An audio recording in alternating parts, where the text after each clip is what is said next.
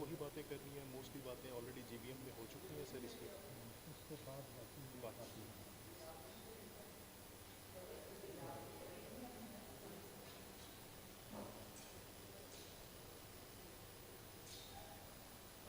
वालेकुम अस्सलाम।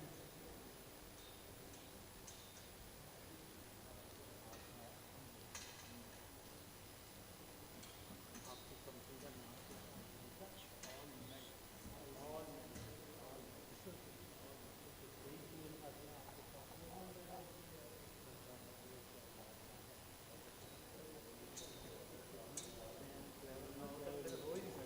वो तो ठीक चल रहे होंगे, इनसे पूछें कि आप ठीक चल रहे हैं। अच्छा, ऑफर्स इनको आती हैं। हम दोनों एक दूसरे को बर्दाश्त कर रहे हैं। अच्छे तो असल में ऑफर्स बढ़िया हैं।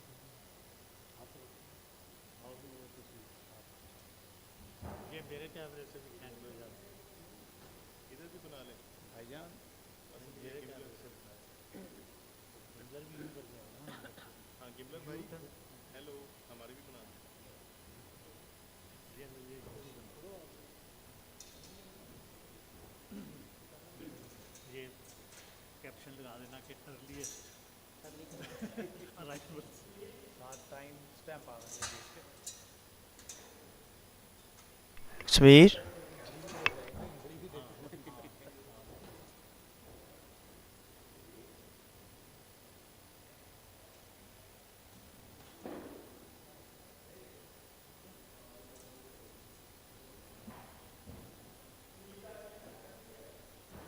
Thank you.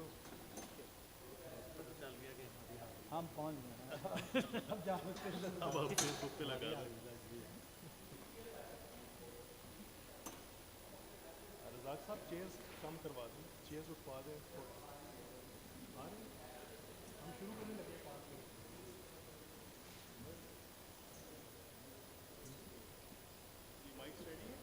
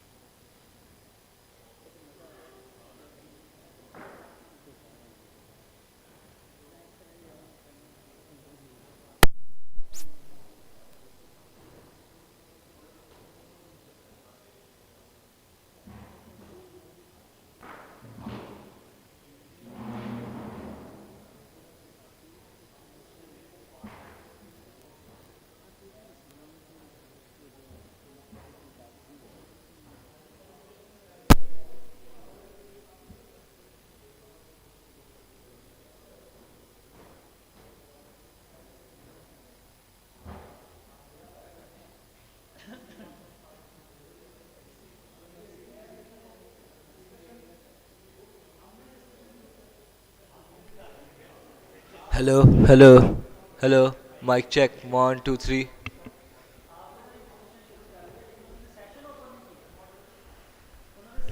Hello, hello, hello.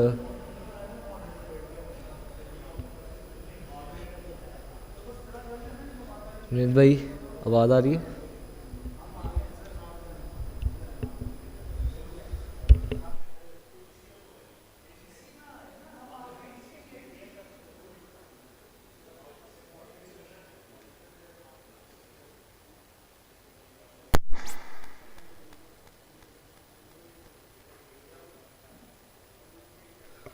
Hello, hello. Mic check. 1, 2, 3.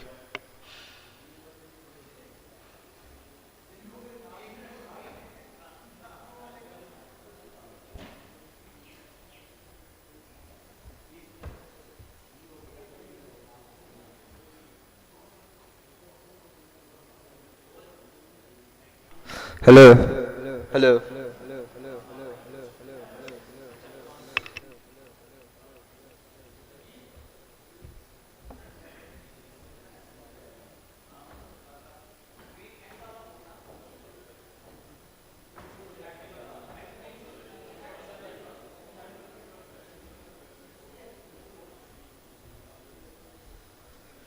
Hello, hello.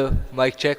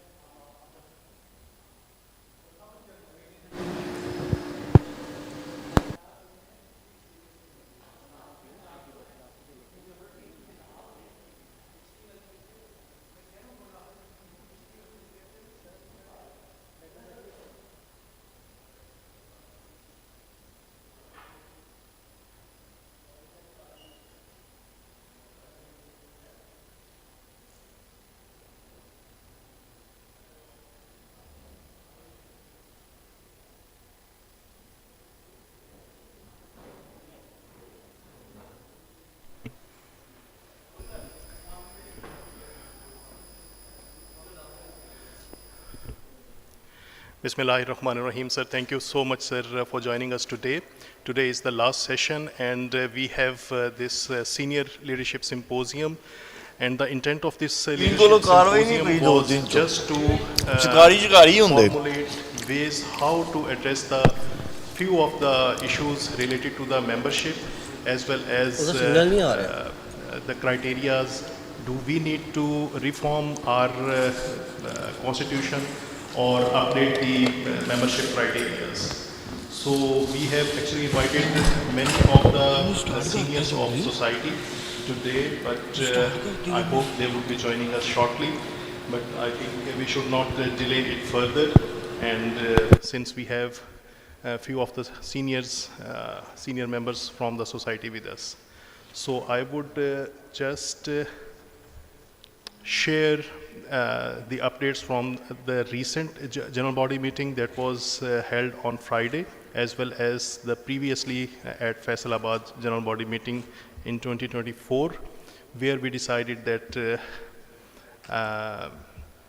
a constitution reform committee would be formed to address all the issues. Previously in 2024, it was decided that the reform committee would be comprised of the former presidents of Pakistan Society of Nuclear Medicine, and they would recommend different recommendations to go about it in the future. So I think we should start with Dr. Khalid Nawaz. Sir, please. आपका sir इसके बारे में बताइएगा. Mics मुझे चाहिए.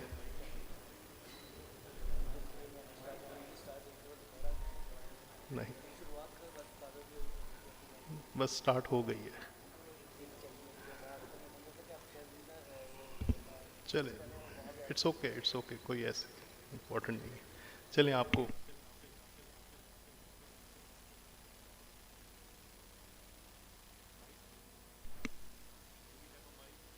Do we have a mic, please?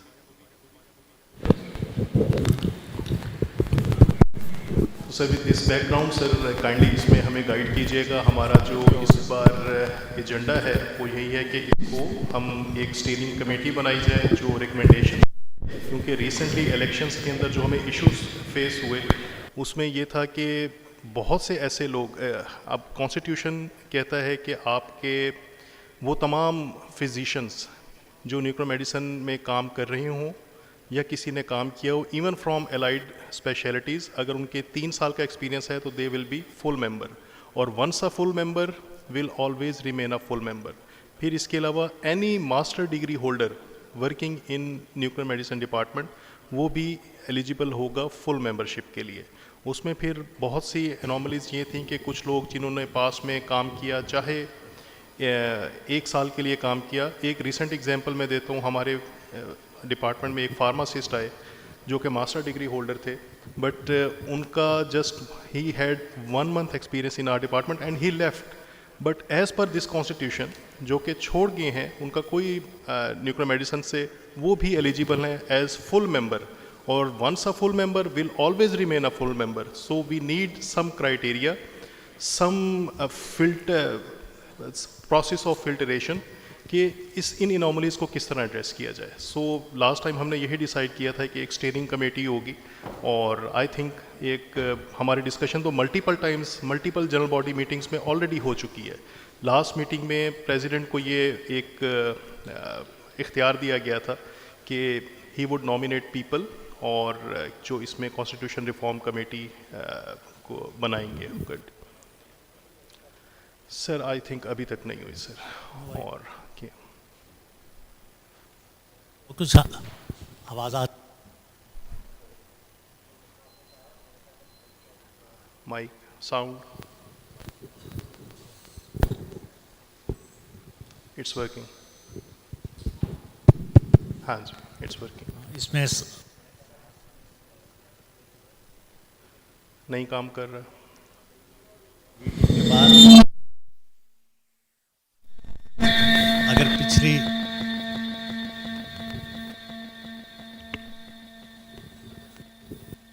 अगर पिछली meeting के बाद भी कमेटी नहीं बनी,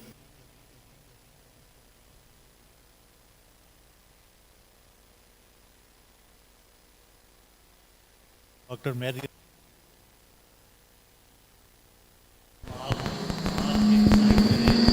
ये जो स्टीयरिंग और उसको 1 महीने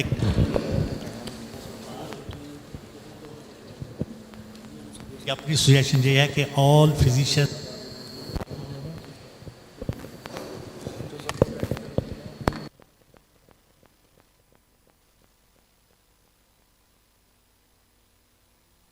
उसको एक्सक्लूड किया जा सकता है, but all residents must be.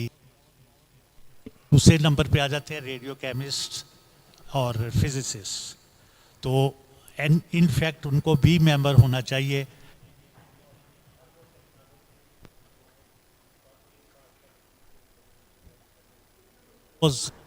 कि वो अब न्यूक्लियर मेडिसिन में ही काम करेगा, तो उसको भी मेंबर बनाना चाहिए।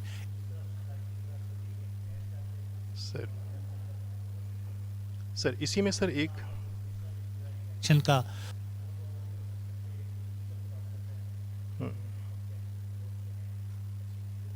सर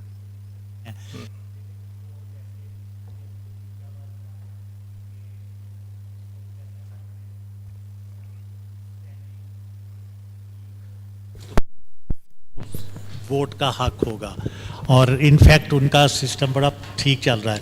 तो इलेक्शन से कोई 2 महीने पहले तक वो डेट क्लोज कर देते हैं। उस तक जो गुड जिन लोगों ने मेंबरशिप रिवाइज की है, मेंबरशिप दी है, उनको वोट का हक होना चाहिए। Sir thank you sir. I think sir doctor मसर। अच्छा, मैं ये समझता हूँ कि क्योंकि जब कॉन्स्टिट्यूशन की बात आती है तो एक लीगल फ्रेमवर्क की भी बात आती है, तो ऐसे हमें कोई ऐसा भी इसमें शामिल करना चाहिए जो कि लीगल बैकग्राउंड का बंदा हो, जिस तरह के लॉयर होते हैं वो कुछ सजेशन दे सकते हैं कोई अच्छी सी।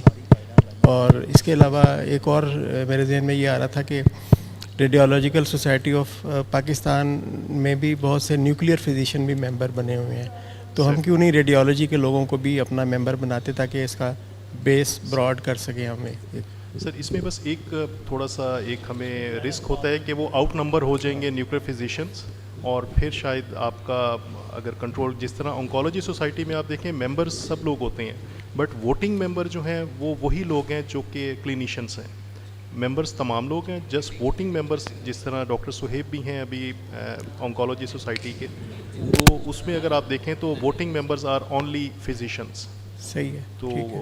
और बाकी मेंबर्स तमाम लोग होते हैं, तो इस पे अगर आप कुछ देखें। दूसरा मैं ये कह रहा था कि डिस्ट्रिक्ट लेवल पे या प्रोविंशियल लेवल पे चलें, हमें इसको ज़्यादा स्ट्रॉन्ग करने की ज़रूरत है ताकि जो मेंबरशिप कलेक्शंस हैं तो वो ईयरली बेसिस पे टाइमली हो जाया करें। और उसके लिए जो जिस तरह हमारे 20 या 21 सेंटर्स बन चुके हैं एटॉमिक एनर्जी के, वहाँ के डायरेक्टर्स को एंगेज किया जा सकता एंगेज किया जा I would सकता है। just add, हमने लास्ट टीपीएम में जो लास्ट लीडरशिप सिंपोजियम हुआ था फैसलाबाद में, देयर वी डिसाइडेड कि हम प्रोविंस के कोऑर्डिनेटर होंगे जो कि प्रोविंस के लेवल पे काम करेंगे, प्रोविंस के लेवल पे लोगों को मोबिलाइज करेंगे और वहाँ पे मेंबरशिप एक्टिविटीज़ जितनी भी होंगी, तो आई थिंक, और उसका भी हमने जो आई थिंक इख्तियार था वो अगर प्रेसिडेंट को दिया जाए कि वो नॉमिनेट कर दे coordinator, provincial coordinators.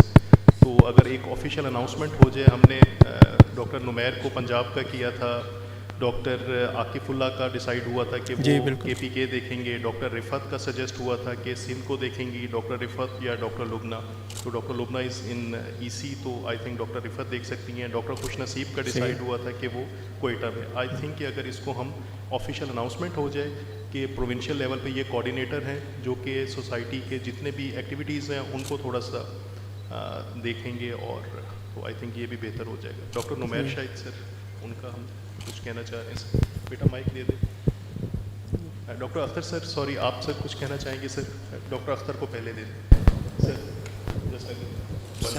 Sir doctor Akhtar के लिए एक माइक दे दें।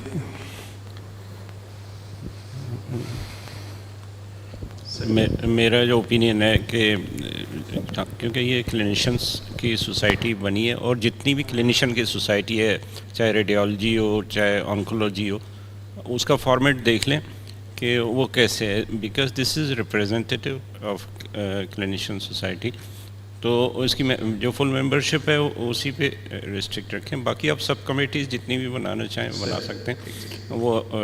और बाकी जो हमारे जैसे टेक्नोलॉजीज़ का हमेशा इशू आता है, तो हमें उनको सपोर्ट करना चाहिए और उनके लिए कोई प्लेटफॉर्म में उनको हेल्प करना चाहिए जो हमारे एक्सपीरियंसेस रहे सोसाइटी के बनाने में, रजिस्ट्रेशन में, ये तो उनको हेल्प करें, उनको एक प्लेटफॉर्म दें और उन वो एक हमारे साथ एक कोलैबोरेटिव बॉडी बन सकती, तो वो ज़्यादा बेहतर हो जाएगा बजाय, क्योंकि हमारी कोई यूनिक फील्ड तो है नहीं, वी आर ऑल जिस तरह ऑन्कोलॉजिस्ट होते हैं, रेडिएशन ऑन्कोलॉजिस्ट होते हैं, या तो वो सब फिजिशियंस को रिप्रेजेंटेटिव, तो मेरे ख्याल में उसको उसी तरह लेना चाहिए, और बाकी जो भी है वो अलाइड में आ जाता है और हम उसको लेके चलेंगे, बल्कि उनको हम सपोर्ट करें। हमारी सोसाइटी अभी ग्रोइंग फेज़ में है, तो अभी से हम इतने कंट्रोवर्सीज़ में पड़ गए, बेहतर है उसको मिनिमाइज़ करें और उसको आगे जाने दें। Sir thank you sir. Doctor Umair please. जी अस्सलाम वालेकुम, और अच्छे लोग इकट्ठे हो गए हैं सुबह सुबह इस उसमें सो मेरा ये ख्याल था कि थोड़ा सा जो प्रीवियस इसमें मामला रहा था, जब हमने इसको स्टीयरिंग कमेटी बनाई और रिवाइव किया, तो उस वक्त जो टोटल मेंबर्स एक्टिव थे वो 110 थे, और उसको जब वो बढ़ा तो 200 के अराउंड चले गए, और वोटिंग राइट किसका है किसका नहीं, बड़ी डिबेट रही, और रिफॉर्म्स का मामला जो है वो तभी से चल रहा है, और ये हर दफ़ा क्लोज टू इलेक्शंस जो है वो चीज़ें दोबारा से जो है ना वो आ जाती हैं सामने। तो पर्सनली मेरा इसमें सिंपल ये है कि आपके पास दो तरह के रहने चाहिए मेंबर्स। ठीक है, आप मेंबरशिप ओपन रखना चाहते हैं टू ऑन्कोलॉजिस्ट, टू रेडियोलॉजिस्ट या किसी और भी उसके लिए, और वो इस वजह से है कि रेसिप्रोकल बेसिस पे बहुत सारी चीज़ें चल रही होती हैं, लेकिन हमारा और जो बाकी रेडियोलॉजी या ऑन्कोलॉजी हैं उनका स्टेटस थोड़ा डिफरेंट है। ऑन्कोलॉजी के लोग जो हैं उनका अपना क्रिटिकल मैस अब काफ़ी हो गया है। रेडियोलॉजिस्ट को हम कभी भी आउट नंबर नहीं कर सकते, और हमारे वोट से उनके इलेक्टोरल प्रोसेस पे कोई फ़र्क नहीं पड़ता। अख्तर साहब लाइफ मेंबर हैं, मुझे और नहीं पता कौन कौन है, मैं ख़ुद भी हूँ, खालिद साहब होंगे, तो हमने कभी भी उनके वोट में इंटरेस्ट नहीं लिया। उनके मैसेजेस आते हैं, मैं हमेशा शुक्रिया के साथ उनको बता देता हूँ कि थैंक यू, आपने, हम लाइफ मेंबर हैं, हम एकेडमिक प्रोफेशनल एक्टिविटीज़ में इंटरेस्टेड हैं, हम उसमें नहीं पार्टिसिपेट करते, और अगर हम करें भी तो उस पर कोई फ़र्क नहीं पड़ेगा। हमारा अनफॉर्चुनेटली क्रिटिकल मैथ इतना थोड़ा सा है कि उसमें अगर कोई भी ग्रुप हम जिसको वोटिंग राइट देते हैं तो उससे वो फ़र्क पड़ जाता है, और उसके अंदर इशू ये आता है कि फॉर एग्ज़ाम्पल चलिए मैं अपना ही कहता हूँ कि अच्छा मैंने इलेक्शन लड़ना है, तो मैं उससे पहले जो है वो जो मेंबरशिप मेरे पास ऐसी कैटेगरीज़ मौजूद हैं जिनको मैं समझता हूँ कि वो डिप्राइव्ड हैं इन द सेंस कि उनको कहीं किसी और फॉरम पे रिप्रेजेंटेशन नहीं मिलती, मैं उनके पास जाता हूँ कि आओ भाई आपको हम लेके चलते हैं, मेंबर बनाते हैं, और वो I create my vote bank. ये मैंने किया नहीं है, लेकिन मैं आपको एग्जांपल दे रहा हूँ कि ऐसा होता है।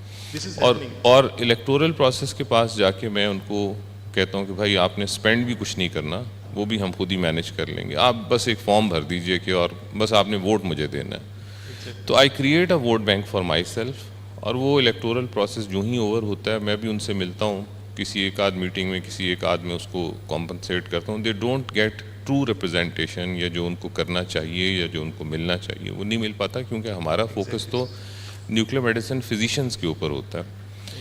तो अब इसमें ये है कि या तो इलेक्टोरल प्रोसेस के अंदर ये किया जाए कि जो आपने टोटल जो नंबर हैं आपके पास 6-7 ईसी के मेंबर्स जो हैं उनमें वो फिर सेग्रीगेशन कर दी जाए कि एक आपने इस स्पेशलिटी का या इस डिसिप्लिन का, जो न्यूक्लियर मेडिसिन एंड अलाइड अगर आपने ये बनाई हुई है सोसाइटी, तो उसमें क्या आपने एक टेक को रिप्रेजेंटेशन देनी है, और जो टेक मेंबर्स होंगे उनका जो इलेक्शन या जो वोटिंग का राइट होगा वो सिर्फ उसके लिए अकाउंट फॉर होगा।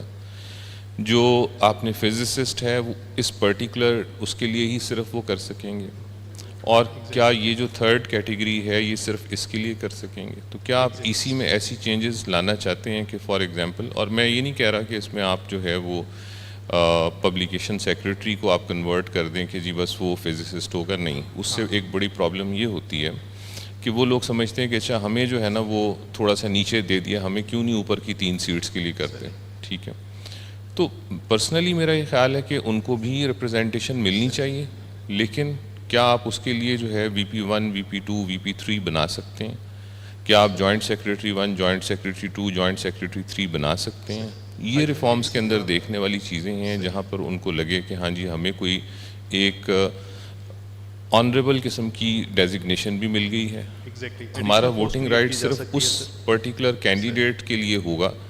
बाकी जो न्यूक्लियर मेडिसिन फिजिशियंस हैं, क्योंकि अगर अब आप ये नहीं करते तो मैं ये बता रहा हूँ आपको कि क्योंकि मैं बहुत ज़्यादा इन टच रहता हूँ रेजिडेंट्स से और उनसे, व्हाट दे फील कि हमें जितनी रिप्रेजेंटेशन मिलनी चाहिए वो नहीं हो रही, हमारे फ्यूचर के रिलेटेड कोई बात नहीं हो रही, हमारे लिए जो है वो जो आगे चैलेंजेस हैं जॉब्स के, मेंटोरशिप के, उसके ऊपर कोई बात नहीं हो रही। तो माशाल्लाह सोसाइटी ने अब रेगुलर इलेक्शंस भी किए हैं, रेगुलर जो है कॉन्फ्रेंसेस भी की हैं। सो इन बच्चों को या ये जो न्यू ब्लड आ रहा है इनको वो हालात नहीं पता कि सोसाइटी जो है वो 8-8 साल डॉर्मेंट रहती थी या कुछ भी नहीं होता था। अब तो वो ये देखते हैं कि अच्छा हर साल हो रहा है और बहुत एक्टिविटी भी हो रही है, लेकिन उसमें इनका इनके लिए क्या किया जा रहा है और नहीं है तो they will go to some other places. Sorry for taking such a long time, लेकिन मेरा ख्याल था कि मैं थोड़ी सी चीज़ों को सम अप भी कर दूं और रीज़न बता दूं कि why we have to think about it. Thank you very much. Sir thank you. इसमें सर वाकई ये एक शिकायत थी रिसेंट इलेक्शन में, हम इलेक्शन कमिश्नर का पॉइंट ऑफ व्यू लेंगे क्योंकि उन्होंने सबसे ज़्यादा बर्डन उन पे था, क्योंकि इतनी ज़्यादा वो डिस्पैरिटीज़ हैं तो कि उसको कि किसको आपको बनाना चाहिए। एक जो रेजिडेंट है जो कि full time nuclear medicine department में काम करता है, पार्ट 1 करके आया है, वो हर कॉन्फ्रेंस की रौनक होता है, हर कॉन्फ्रेंस में भी आता है, एक्टिविटीज़ में भी पार्टिसिपेट करता है, but he is not a voting member till 4th year. But other side पे अगर आप देखें, एक आदमी जिसने किसी दौर में 1 महीना काम किया बट फिर वो चला गया, चाहे किसी पावर प्लांट में छोड़ दी उसने, बट वो चूँकि मास्टर डिग्री होल्डर था और उसने किया था, तो इस तरह के वोटर्स जो कि न्यूक्लियर मेडिसिन से उनका ताल्लुक नहीं है, अलाइड डिसिप्लिन से थे, वो मेंबर्स हैं। ये सब लोगों का इस बार ऑब्जेक्शन था कि हम डिपार्टमेंट में काम करते हैं, वो लोग नहीं हैं, आपने उनको फुल मेंबर किए हुए, क्योंकि हमने सारी जो वो मेंबरशिप लिस्टें थी उनकी एफिलिएशंस तमाम अपलोड कर दी थी कि अगर किसी को कुछ ऑब्जेक्शन है भी सही, और बार बार कहा भी ईमेल्स में कि ऑब्जेक्शन है तो बताएं, इसी तरह हमें पता चलेगा, अदरवाइज़ हमारे पास कोई फिल्ट्रेशन प्रोसेस नहीं है। तो इसमें स्टूडेंट्स का ये बहुत बड़ी कंप्लेन थी कि हम सोसाइटीज़ की एक्टिविटीज़ में होते हैं, हर कॉन्फ्रेंस में पार्टिसिपेट करते हैं, पेपर प्रेजेंट करते हैं, we are not a voting member, but एक आदमी जिसने बहुत साल पहले कहीं 1 महीना काम किया वो फुल मेंबर है, वोटिंग मेंबर है, और वो अचानक ही 70-80 लोग अचानक ही इलेक्शन से जस्ट चंद दिन पहले आते हैं, मेंबरशिप ली और वोटिंग मेंबर बन गए, जिनका किसी को पता नहीं है, किसी एक्टिविटी में नज़र नहीं आते। तो ये एक डिस्पैरिटी है। इस पे मेरा ख्याल है कि अगर जो कमेटी बनेगी स्टीयरिंग कमेटी, उसको इस प्रोसेस को थोड़ा सा डिफाइन करना होगा। 1 मिनट मैं और लूँगा। I must appreciate doctor Shoaib, इनका काम सबसे मुश्किल होता है। Exactly, सबसे और मुश्किल काम ये बड़ी दयानतदारी से जो चीज़ें इनको प्रोवाइड की जाती हैं उसको इम्प्लीमेंट करने की भी कोशिश करते हैं, और सबसे अप्रिसिएशन सबसे ज़्यादा जो आप कह लीजिए कि बुराई है वो भी इलेक्शन कमीशन के नाम लिखी जाती है, जो भी लूजिंग कैंडिडेट है अनफॉर्चुनेटली। Thank you Numair. इसमें ना जो आपने स्टूडेंट्स की बात की,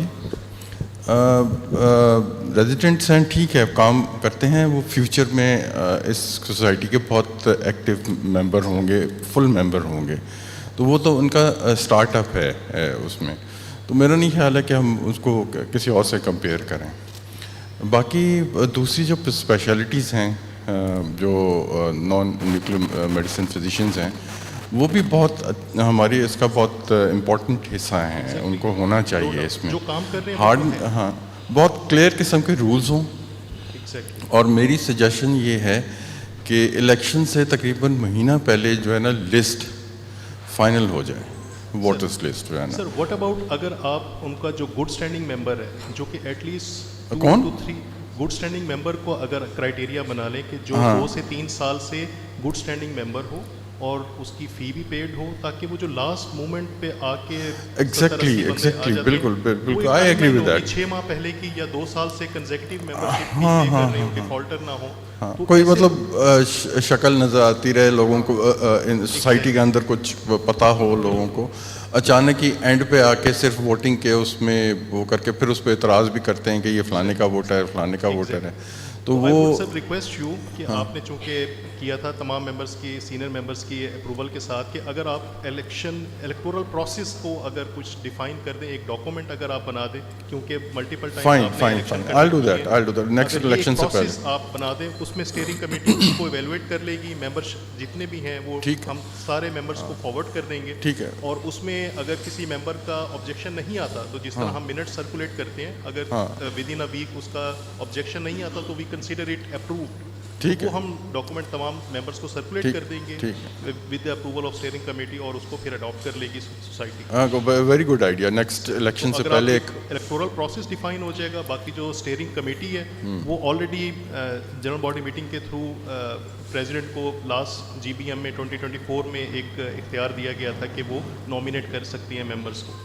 तो ठीक है, वो ठीक है। फिर कमेटी रिफॉर्म का जितनी भी आपने मेंबरशिप डिफाइन करनी है, क्राइटेरियाज डिफाइन करने हैं, वो एक मेंबर जो कमेटी है वो एक बड़ा अच्छा एक डॉक्यूमेंट तैयार करे। वो फिर हम मेंबर्स को एक जनरल बॉडी मीटिंग बुलाएंगे और उसमें नेक्स्ट जनरल बॉडी मीटिंग में भी किया जा सकता है। तो उसमें आप उसको फिर मेंबर्स का कंसेंट ले लें। 2/3 मेजॉरिटी मिनिमम चाहिए अगर आपने कॉन्स्टिट्यूशनल अमेंडमेंट जो भी करना है। बिल्कुल ठीक तो है। आई होप कि नेक्स्ट जनरल बॉडी मीटिंग तक, और इवन इमरजेंसी जो है जनरल बॉडी मीटिंग वो भी कॉल की जा सकती है। अगर 25 मेंबर्स हैं, वो एक रिक्वेजिशन देते हैं जनरल सेक्रेटरी को, प्रेसिडेंट को, तो आप एक इमरजेंसी जनरल बॉडी मीटिंग भी कॉल कर सकती है। हाँ, तो वो उसके लिए उस एजेंडा को, उन रिकमेंडेशंस को अडॉप्ट करने के लिए वो मीटिंग भी कॉल की जा सकती है।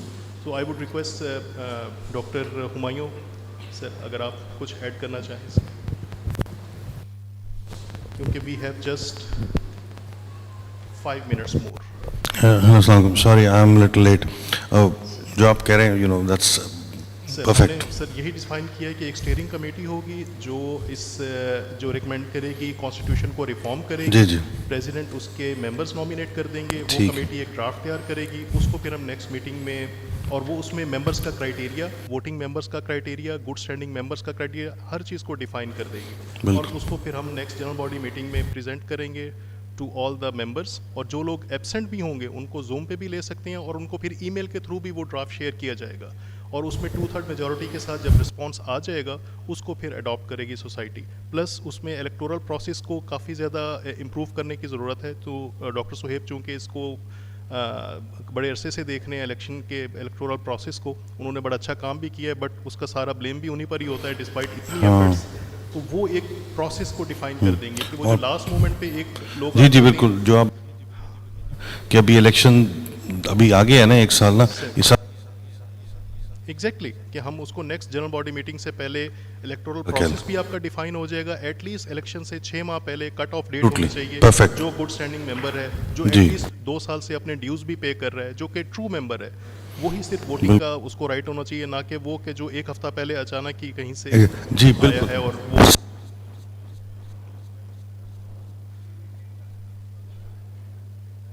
एग्जैक्टली हम यहाँ पे भी एनुअली अभी नई मेंबर, वो जो वेबसाइट है हमारी, प्रीवियस जी, वेबसाइट जी। के अंदर ये ऑप्शन नहीं था। अब जो है हम उसको मेंटेन कर रहे थे और तमाम लिस्ट को वो मैनुअली कर रहे थे थ्रू गूगल। जी। अब नई जो एक वेबसाइट बन रही है उसके अंदर ये कंटेंट मैनेजमेंट सिस्टम होपफुली होगा। जी। मेंबरशिप का आपको अलर्ट्स भी आएंगे कि आपका ये टाइम जी, बिल्कुल। ड्यू है, फी आप पे करें, अदरवाइज आप फिर उसमें Perfect. डिफॉल्ट कैटेगरी में चले जाते हैं। तो आई Thank होप you. इस पे अगर हमारा कंसेंसस है तो I would suggest president PSNM के वो इसको कंक्लूड कर दें। We have just last 5 minutes। जी माइक दे दें, माइक दे, यहाँ पे दे माइक, ये बैठी सामने दीजिए। Sir we have last 5 minutes please conclude अगर कर। अस्सलाम वालेकुम and good morning, thank you for being here. किसी और की कोई बात नहीं है तो मैं बस कंक्लूड कर देता हूँ। I think it was very useful जो सजेशंस दिए गए और जिस तरह से चीज़ों को आगे लेके चलना है। जनरल बॉडी मीटिंग में भी यही डिसाइड हुआ था कि एक कमेटी सीनियर्स की बना दी जाए और जो भी जनरल बॉडी मीटिंग के एजेंडा पॉइंट्स हैं उनके ऊपर प्रोसीड करने के लिए और उनको अप्रूव करने के लिए वो अपनी राय दे दें और उनकी राय को फॉलो कर लिया जाए। I think in the presence of mentors and seniors and my teachers also, हम इस टास्क के लिए डॉक्टर खालिद नवाज़ को हेड ऑफ़ द कमेटी बना देते हैं, ताकि हमें बाद में ये चूज़ करना और किसी से पूछना और फिर उसको तय करने में जो ताख़ीर होती है और जो गैर यकीनी कैफियत होती है वो ना हो।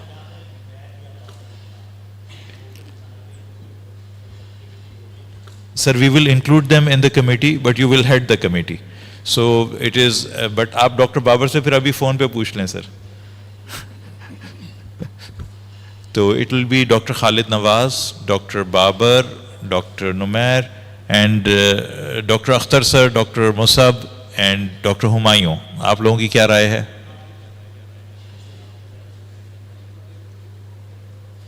So how many members do we have in the committee now? Sir 5 members हो गए और 6 president हो गए। Sir I think odd number में हो तो ज़्यादा बेहतर है कि वोटिंग में आई वुड सजेस्ट कि अगर आप इसमें तमाम पास्ट प्रेसिडेंट्स को भी इंक्लूड कर लें। नहीं, ये बहुत बड़ा हो जाएगा, ऐसे नहीं, बिल्कुल नहीं। ओके चलें। We don't want a non-starter. We would like to proceed with things and get them over with. Sir 5 members would be sufficient sir। 5 कितने? Sir 5 including the president. So we have made 6 now. No sir including president 5। नहीं, अभी हमने जो लोग count किए हैं वो कितने हैं? सर आई वुड सजेस्ट कि डॉक्टर खालिद, डॉक्टर बाबर होने चाहिए, डॉक्टर नुमैर, डॉक्टर ये 3 लोग हो गए। और सर डॉक्टर सुहेब को लाजमी होना चाहिए। नहीं, डॉक्टर सुहेब को नहीं रखेंगे क्योंकि डॉक्टर सुहेब ने उनको अपनी राय देनी है और अपना वो देना है, फीडबैक देना है। तो बस वो सर आपके पास एक प्रेरोगेटिव है आपका, तो आप उसमें बाद में भी मेंबर्स के साथ जो सीनियर मेंबर्स जिनको इंक्लूड करना चाह रहे हैं उनसे कंसेंट लेके आप। नहीं, I want to decide right now, no prerogative here, we are all present here, we are all, I am the junior most perhaps, so I think we need to. Sir मैं नहीं sir, इनाम नहीं sir, मुझे kindly excuse कीजिए। इनाम हो सकता है अगली दफा प्रेसिडेंट के लिए खड़ा हो जाए सर, तो एक मसला हो जाएगा। कोई इरादा नहीं है, बट आई वुड रिक्वेस्ट कि मुझे आप बाहर ही रखें, काफ़ी हो गया। जी, मैंने अख्तर साहब का नाम सजेस्ट किया है। जी जी। तो डॉक्टर मुसब जी 5 होगी यहाँ पे मौजूद। सर मेरा ख्याल है कि फिर जो लोग यहाँ प्रेजेंट हैं उन्हीं को कर लेते हैं, ताकि उनकी अभी से ही हमारे पास कंसेंट है, and that will be okay. Doctor Babar से पूछ लेते हैं सर। नहीं बस ठीक है, अब आई थिंक जो मौजूद है वो मौजूद है।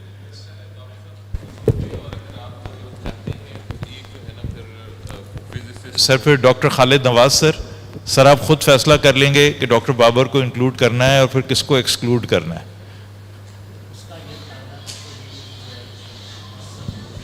Of good suggestions. नहीं मैं और secondly he can remind us a meeting is due, and I think that's why I said Numair and Babar, because they can ask the meeting is being delayed, why it is not functioning. So Sir, sort of critical analysis will be there all the time. Actually, I'm happy with 6 members, but since the suggestion says that it has to be 5, so you have to decide on the 5 right now. Exactly, sir. I think Dr. Babar holds us. So you want to be out then, sir? I am no problem. I'll give suggestions to Numair and Babar and Khalid sir, मैं दे दूंगा, I have no problem. Fine. So we have Dr. Khalid, the head of the committee, Dr. Babar, Dr. Numair, Dr. Musab, and Dr. Akhtar. Yes, sir. The committee is final. Thank you so much, sir. We are up. Time is up. I think it's time for the next session. And thank you very much, sir, for joining us in the early morning. And hopefully we'll have a good draft and good recommendation. And by next general body meeting, we'll have something good in our hands. Hyderabad, where you're going to have your national conference, and is Dr. Sadiq here? Dr. Sadiq. So there is a suggestion from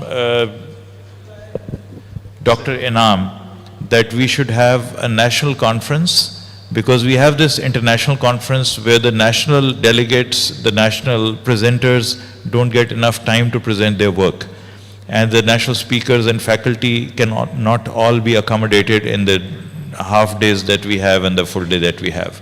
So it has been agreed or suggested by the people in Sindh this time. Dr. Sadiq Nohario said that he will co-host in collaboration with the people in Hyderabad, and they are willing to host the national conference, which will be in the spring, and we will keep this annual conference that we have towards the end of the year in fall like that, as it is going on. So this will provide a forum for the international speakers and would most likely be concentrated to places where the airports are near and where it is possible for the international faculty to arrive and stay. Whereas the national conference will not have that obstacle. There would be other places where we can organize the national conference, and the national delegates and faculty can reach anywhere most of the time. They do not have the issues which international speakers may have. I hope there is agreement on this. If you agree, we will proceed, and the next general body meeting will be in the national conference, inshallah, in the spring of 2026. Sir, thank you very much, sir. And now I hand over the stage to Dr. Zahir Chirag to proceed with the next session. Assalamu alaikum, good morning everyone. Welcome again to the last session of this annual conference, and the theme of this session is Perspectives of Nuclear Medicine Education, Imaging, Training, Radio Tracer, Dosimetry and Regulatory Issues. So we have a diversified kind of topic for this, and without creating any further delay, I would first like to invite the session chair to the stage, Dr. Akhtar Ahmed. Dr. Akhtar Ahmed, of course, one of the most senior most nuclear medicine physician in Pakistan, teacher of teachers, and currently he's serving at Ziauddin Hospital in Karachi. So I will just ask you to welcome Dr. Akhtar Ahmed to the stage.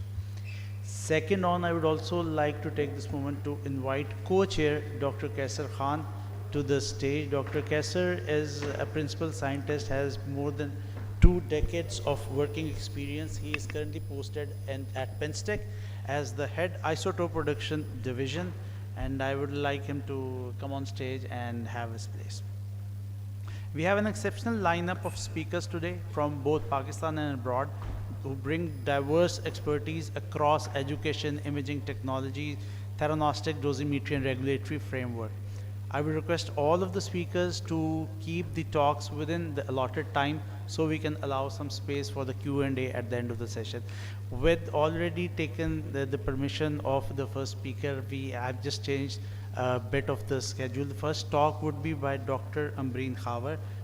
She is currently the professor of nuclear medicine at Pias and an active researcher in theranostics and AI applications. She will present Dosimetry in Theranostics, Need and Methodology, emphasizing the practical approaches to the personalized treatment planning. Dr. Ambreen Khawer, the stage is yours.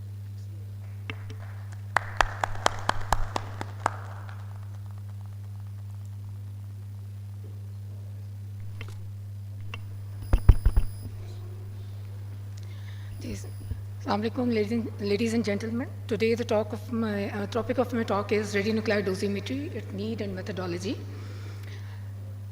When we look at the theranostic scenario, we have seen the success in NETO-1, NETO-2 trials with increased progression-free survival and overall survival in patients with SSTR-based tumors with lutetium-177, Lutathera,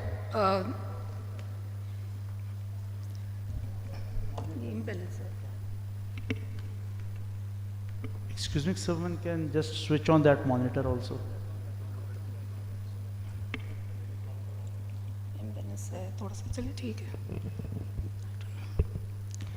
So, and again, in the VISION trial, we did see the success of lutetium PSMA in increasing the overall survival and progression-free survival. But still, it is seen that half of the patients in VISION trial did not show the response, resulting in less than 50% decrease of the PSA. And the reasons for non-responders are being sought out. Day before yesterday, we did see the talk of Dr. Jadwar, who had provided us with solutions to deal with these non-responders. When you look at the role of dosimetry and radiation biology in the theranostics for personalized treatment and reducing the non-responders, we do see that the people are propagating now to transform from the fixed dose regimes to personalized dosimetry-based regimes. And it is propagated that the effective tumor control is related to the threshold value of radiation absorbed dose for each tumor type. So to obtain the radiation absorbed dose, dosimetry is the basic need that we should be understanding, because it's going to determine the radiobiological effectiveness of these therapies. There has been a paper with recently published in 2024, E&M expert opinion, how can lessons from radiobiology be applied to the design of clinical trials?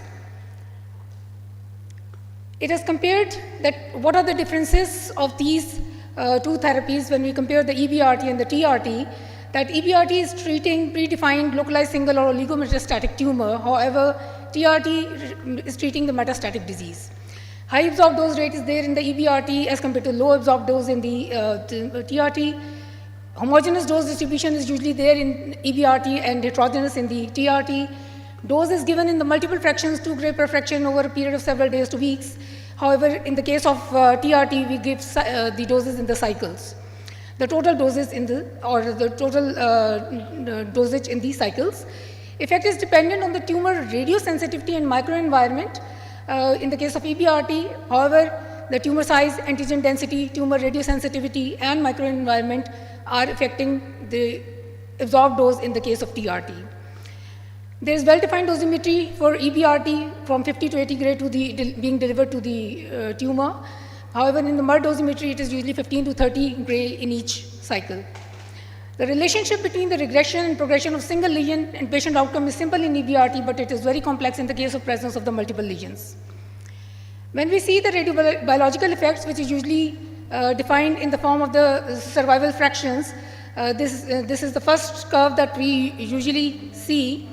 And this is, again, the tumor control probability and the NTCP that are being devised from that. And we do see the therapeutic index in the case of the EBRT, in which the clinician is going to play to provide the maximum dose to the tumor and reducing the toxicity. In case of TRT, we have the tumor control probability, in which in the initial dose levels, there is an ill-defined zone where the response is going to be unpredictable. Whether you are going to observe the response in the form of decrease in the tumor lesions of increase in the tumor lesions of more than 20%, or the metabolic tumor volume. So this is the first zone in which there is an unpredictable response. Then the second zone is there, which comes after the threshold absorbed dose, and it varies for different tumor types, and then depending upon the size of the tumor lesion as well. We are going to see the effective response in which there is no tumor lesion that is above or which is not showing the 20%, more than 20% of the increase in the volume. Then we have the zone 3, in which increasing the dose is not going to have any effect. So this zone 3 is not discernible, and increasing the dose in this zone is not going to give us an effective response. This has been in the Herbert study with the patients of NAT treated with lutetium dotatate. Then another study that was presented in this same paper is the Alipur study in which we have NETs. 2 to 5 cycles were given. Again, they observed that the molecular imaging of the tumor volume, when it was assessed, again it showed us the zone 1, zone 2, and zone 3. And we did see the objective response more highly observed after the dosage, absorbed dose levels have increased beyond the threshold absorbed doses. Coming to the normal tissue control probability in the TRT, again, we do see that there is, in the first zone, before the threshold dose is achieved, the response is unpredictable, the toxicity is unpredictable, then we have the 100% increase in the toxicity, and after that, a plateau in the toxicity level is achieved. So determining this threshold absorbed dose for tumor lesions is important, and where we are going to get the response and how much we should escalate. The one answer is to treat these non-responders by increasing the number of cycles, but again, until the absorbed dose, the cumulative absorbed dose is going to reach to the level of the threshold absorbed dose, no effect is seen, and this is the zone 1, and then we have an increase in the effect in the zone 2, and then there is no significant tumor control in the zone 3. So how many cycles need to be increased and where should we stop is the question that is lying in zone 2, and that is going to be calculated by means of the dosimetric analysis. When we talk about dosimetry in the nuclear medicine, we have an old formula of MERD that takes into account the cumulated activity and the S factor. S factor is a physical factor taking into account the energy emission, the percentage of the emission, the absorbed fraction, and the mass of the tumor area or the organ.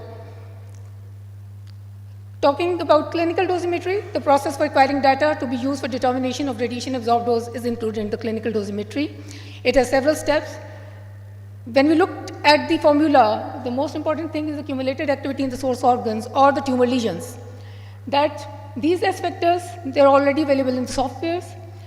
We can calculate the absorbed dose in the form of Gray.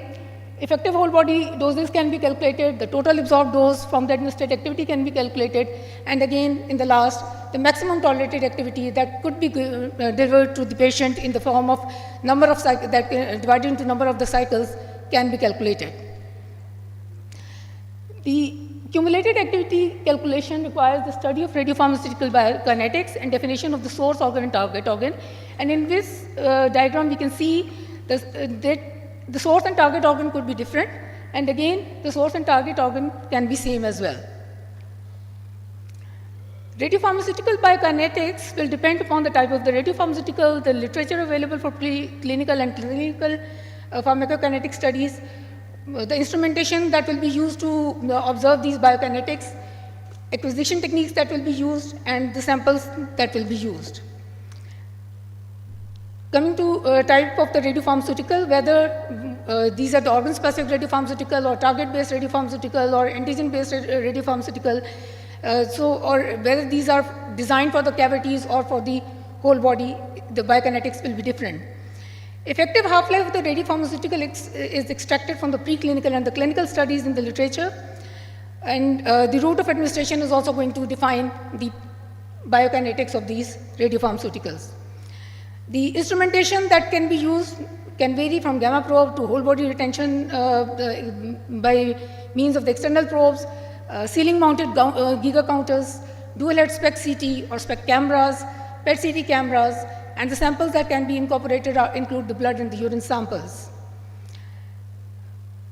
By looking into the biokinetics, what we want to achieve is that the quantitation of the activity in the source organ or the tumor lesions over several time points, process of acquiring the images and converting the info of counts per minute per ml or counts per minute to activity in the Becquerel or the Curies per minute varies, and it will depend upon what sort of acquisition technique is being used, what sort of instrumentation is being used. But whatever the instrumentation will be used, it needs to be calibrated beforehand. Different methodologies are there. When we come to the planar imaging, this includes the MERD pamphlet number 16. It provides a very good detail that how you are going to carry out the studies, how you are going to quantitate them. And these are the formulas which takes into account the background correction for the scattered photons, overlapping organ correction, and the calculation of the system calibration factor using the point source of the phantom. SPECT CT, now widely available, can also be applied, and it does not need the corrections for activity in the overlying and underlying tissue, as we know that overlapping structures are not the problem. Voxels of interest can be drawn on that.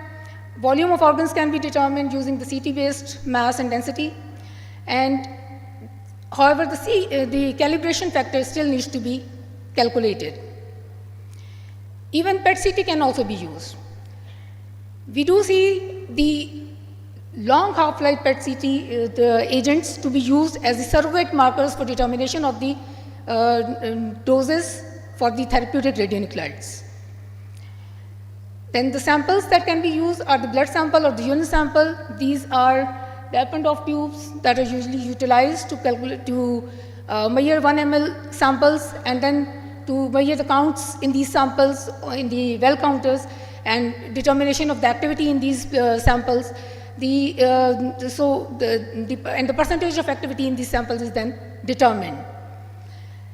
Important consideration is that what we are going to define are the source organs and the target organ while determining these doses. So this is the example of one of the PET CT images in which different organs and the whole body images are being delineated. Then temporal sampling is important. At what time points, at least we should be obtaining the data of the quantitation. It should be at least 3 samples. And it is defined that one should be near the t-half effective, and 1 or 2 data points should be taken at 3 times the t-half effective and 5 times the t-half effective. However, now the efforts are being made to simplify these time points, and even single time point is also being used for the calculation of the biokinetics. By obtaining the different activity concentrations in the organs or in the tumor lesions at different time points, we are going to calculate the residence time calculations or the cumulated activities. And different methods are there, including the least square fit method, trapezoidal method, and the Riemann integration methods. Then when we look at the neuroendocrine tumor therapies with PRRT or PSMA-based therapies, we do find that bone marrow is the self-limiting dose factor, and for that, different methodologies are there, including the blood-based method that takes account the activity in the blood samples, the red marrow to extracellular fluid extraction fraction, and hematocrit, the mass of the red marrow in the phantom and mass of the whole body phantom and individual patient body mass as well. Second method is easy to use. It is the image-based method that takes into account the activity in the ROIs that are drawn in the bones containing the marrow. Usually L4 to 5 vertebrae are taken, and then percentage of the bone marrow in these vertebra is utilized to obtain the activity in the red marrow. For urinary bladder absorbed doses, these are also important, and as these agents are usually excreted out through the urinary bladder, there are different methods which takes into account the use of the urinary sample, urinary bladder ROIs, urinary samples or activity in images, and applying trapezoidal least square method to determine the cumulated activity in the bladder.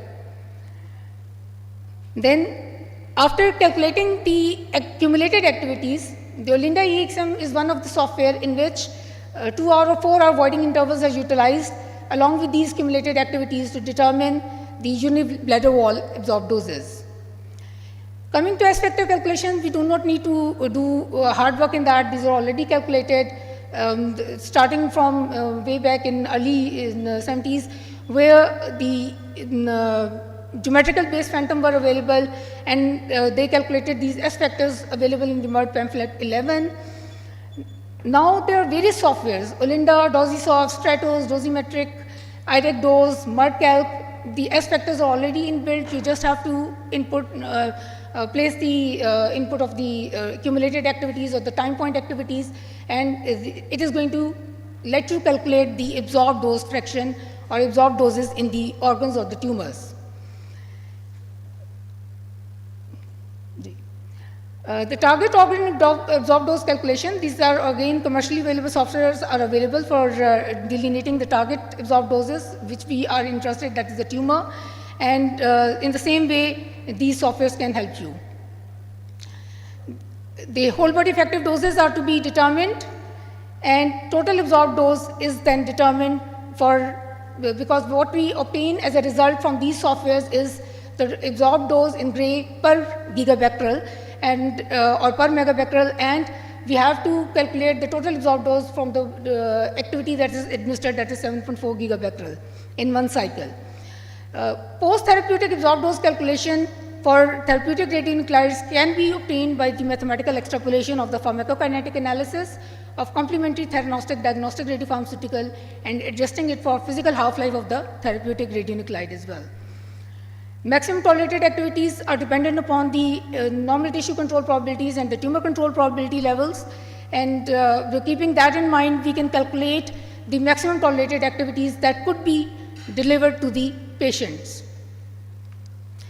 This is one of the practical examples. Lutetium-177 dotazole has been used. Different time points, 20 minutes, 3 hours, 8 hours, 24 hours, and 167 hours calculations are obtained. These are the images, gallium dotatate images from which we are going to calculate the amount of the activity that is being administered. Sorry, lutetium dotatate the images. The ROIs are drawn around the different organs, around the lesions, and percentage injected activity is obtained in these organs and the lesions. Olinda EXM software is utilized to place in these values. Residence times are going to be calculated, and different parameters that are to be placed in that software will be entered. And in this Olinda software, we can see there is a choice of calculation of the lutetium, and the S factors are already there. So we have to place the cumulated activities or the residence times, and it gives out the resident organ dosage. These are the residence times that were calculated in the source organs, and these are the organ absorbed doses that come out. So this is how normally the dosimetric analysis is performed. Thank you. Thank you so much, Dr. Ambreen Khawer, for this elaborate and comprehensive presentation. Next off, we have Dr. Sander Christoph Berner. Dr. Sander Berner comes from Hungary. He serves as the lead clinician for SPECT CT and therapy at Scanomed Limited and is the president-elect of the Hungarian Nuclear Medicine Association. He will be delivering his talk titled Unique Triple Head Imaging in Nuclear Medicine, discussing how advanced SPECT designs can enhance diagnostic precision. Of course, this is a very good topic for us since we don't have any triple head camera, so it will be good to hear from us. Dr. Berner, the floor is yours. Thank you for letting me do this presentation and start. My name is Sándor Berner, came from Hungary, Debrecen. Debrecen is a really big city. This is the second biggest city in Hungary with 200,000 inhabitants. That means 100 times less than Lahore. And let me talk a little bit about the TeraMax system. I'm working for a Medizo daughter company, and last year the Medizo presented the TeraMax camera. It has a many modifications between the TeraMax and compared to a dual head system cameras. The most important is it has three detectors, and otherwise the detector is a bit different because instead of 9.5 millimeter crystal thickness, it has 15.9 millimeter crystal thickness. With this one, we can increase the resolution with the sensitivity, but it will decrease the resolution. But we improved the number of the PMTs, so the intrinsic resolution will be kept, but otherwise the sensitivity gained well even on the high energy isotopes. We got this camera in the last year. It was installed 2014 August, and we did a lot of bone scintigraphy, multi-phase SPECT CT, iodine 131 post-therapeutic scans, parathyroid SPECT, lung perfusion, somatostatin receptor scintigraphy, PRRT, and multi-pinhole images. Let's talk a little bit about the multi-pinhole application. For this one, we need a multi-pinhole collimator that looks like this. We need a 75-degree detector configuration, and we need to position the myocardium into the center, and we can measure myocardial flow reserve and myocardial perfusion with this one. Of course, we need a lateral movement table for better positioning because the heart is not in the center of the body, so we need to move a patient a little bit left or right, depends on the we have to do a two-directional CT localizer. It's necessary because on the persistent scope we cannot see very well where is the heart or where is the chest easily, because our system sensitivity is the highest in the middle, in the center, and we need to put the myocardium into the center as well. And of course, it's necessary a bolus injection because we don't want to see two peaks on the curves. It requires the third-party software, like this is a Corridor 4DM SPECT software where we have a net retention model with our camera. So in this time, we just need to do the examination and run the process with this software. QPS software will come in the next year, and after it, we can get this nice result page with. This is a sample case of the negative patient with no history of acute myocardial infarct, and the clinical risk score was really, really low, and we did not found a significant decreased blood flow in stress compared to the rest images. We can do myocardial perfusion images as well, as you can compare the multi-pinhole images on same patient with the parallel hole images, what was done in 16 minutes. We can do same image quality in 4 minutes long. That is not so long time need for a good images. So with a multi-pinhole collimator, if we put this collimator to a general purpose camera, we can convert to a dedicated one, and we can measure coronary blood flow, myocardial perfusion imaging, and of course with a CT we can measure the calcium score. In some sites should be important. It's not a unique, but if compared to a dual head system, it's much more interesting to do a multi-phase bone scintigraphy instead of just three-phase bone scintigraphy.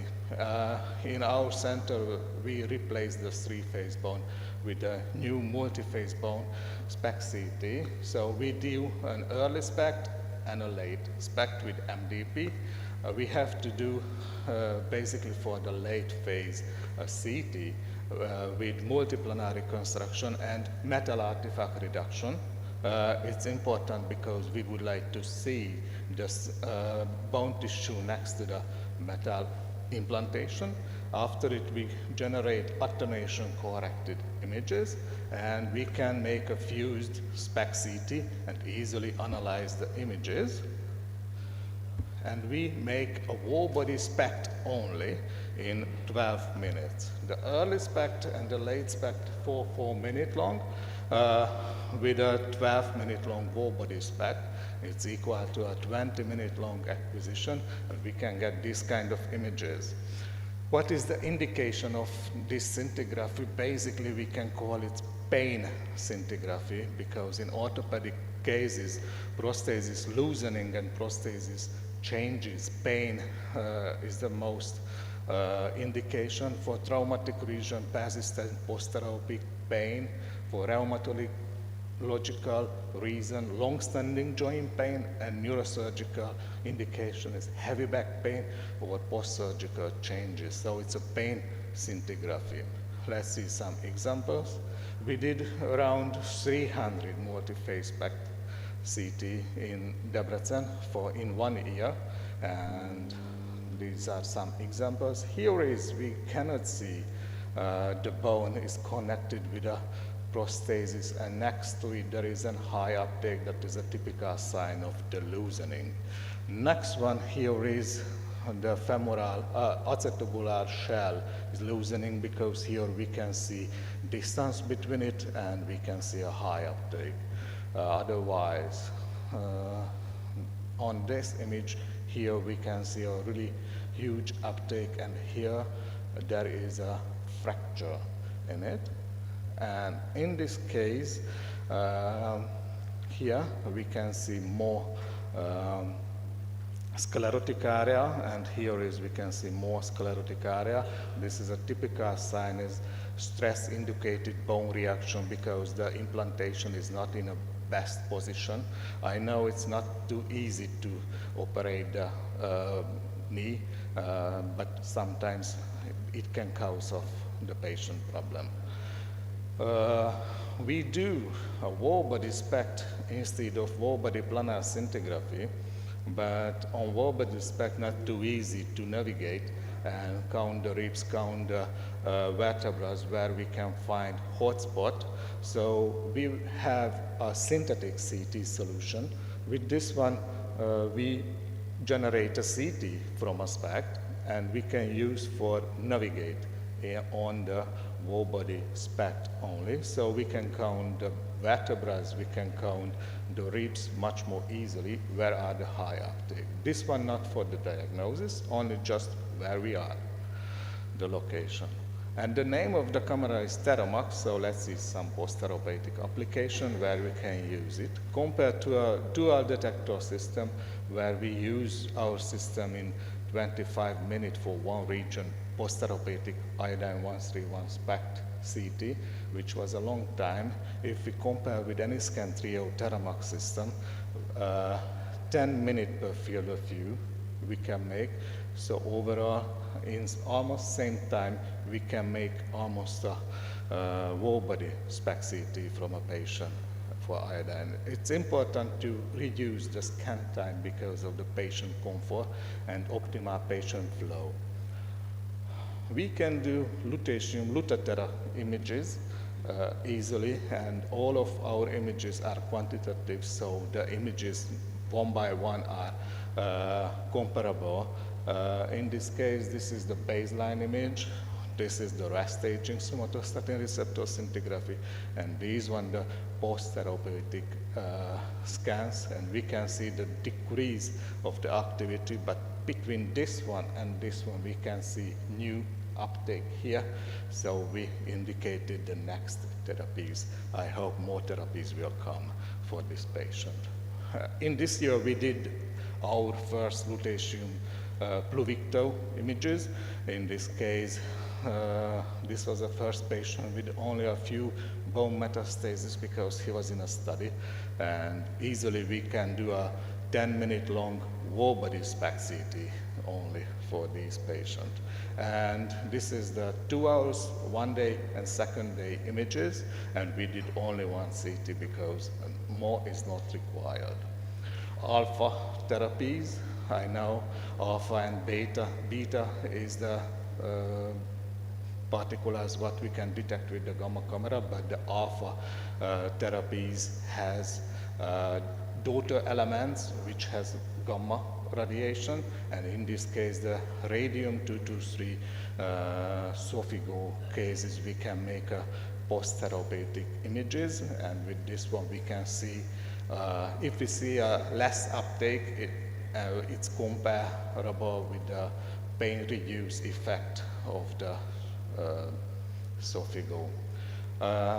We did not do any actinium images because in Debrecen we did not have actinium. The first sample will be arriving next Friday, but we got these images from Heidelberg Medical University, Germany. And this is a patient's gallium PSMA image, and this is the first actinium image what we did in half an hour per field of view, so 15 and 15 minutes per field of view. I think it's acceptable for the patient. And of course, if you remember the previous presentation, all of our images are quantitative, so we can do a dosimetry. In a new InterView Fusion software, we built in the dosimetry software, which is equivalent with Olinda, but it requires only 20 clicks. And with 20 clicks, we can get these are the numbers, and because the software automatically plays ROIs, we need to accept these, or we can modify these, but it's AI-based solution, and finally we can get this result. No need to make lots of clicks and write numbers to nice places. And what is my summary? How I'm happy with Aniscan 3.0 Max. We can get a higher sensitivity because of the crystal, so we can use it for faster or less radiopharmaceutical use. We have high resolution, so we can use multi-pinhole collimator.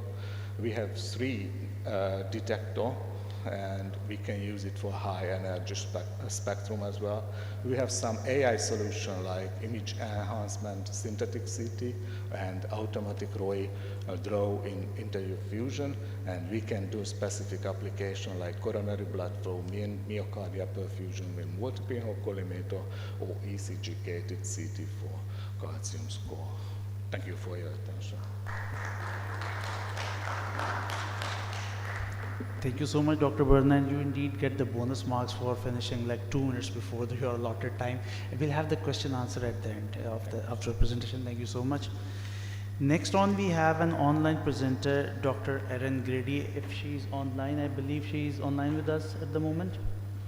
Yes. Dr. Grady is a nuclear medicine physician at Stanford Hospital and a leader within SNMMI. She will be discussing evolving paradigms in nuclear medicine education, sharing perspectives on how modern training and policy can better prepare the next generation of specialists. Dr. Grady, the floor is yours. Well, thank you very much. I had submitted a video, but I am happy to present it live as well. So hang on a moment while I cue that up.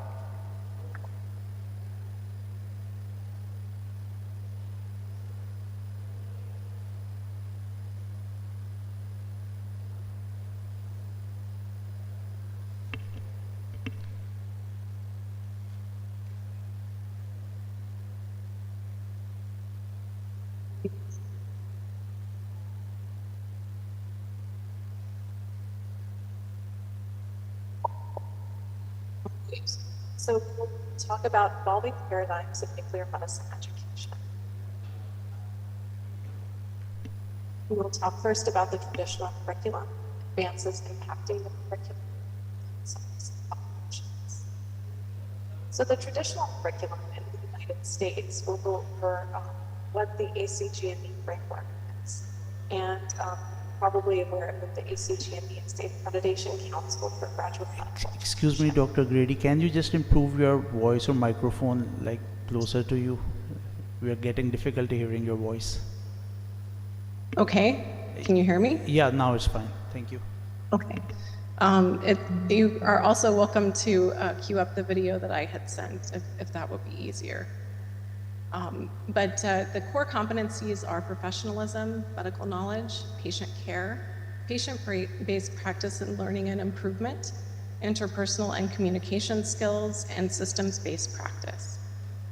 The traditional curriculum for medical knowledge is something that we all tend to think of very familiarly when we are thinking about teaching our trainees.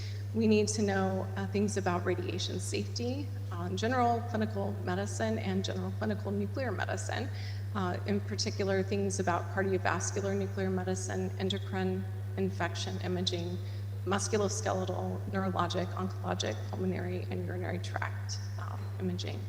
And we also think about PET and PET-CT. PET MRI is not included in the ACGME training requirements, but increasingly is an important modality.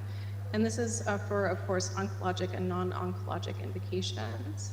We also need to know about cross-sectional imaging of the brain, head and neck, thorax, abdomen, and pelvis with CT in the context of SPECT-CT and PET-CT.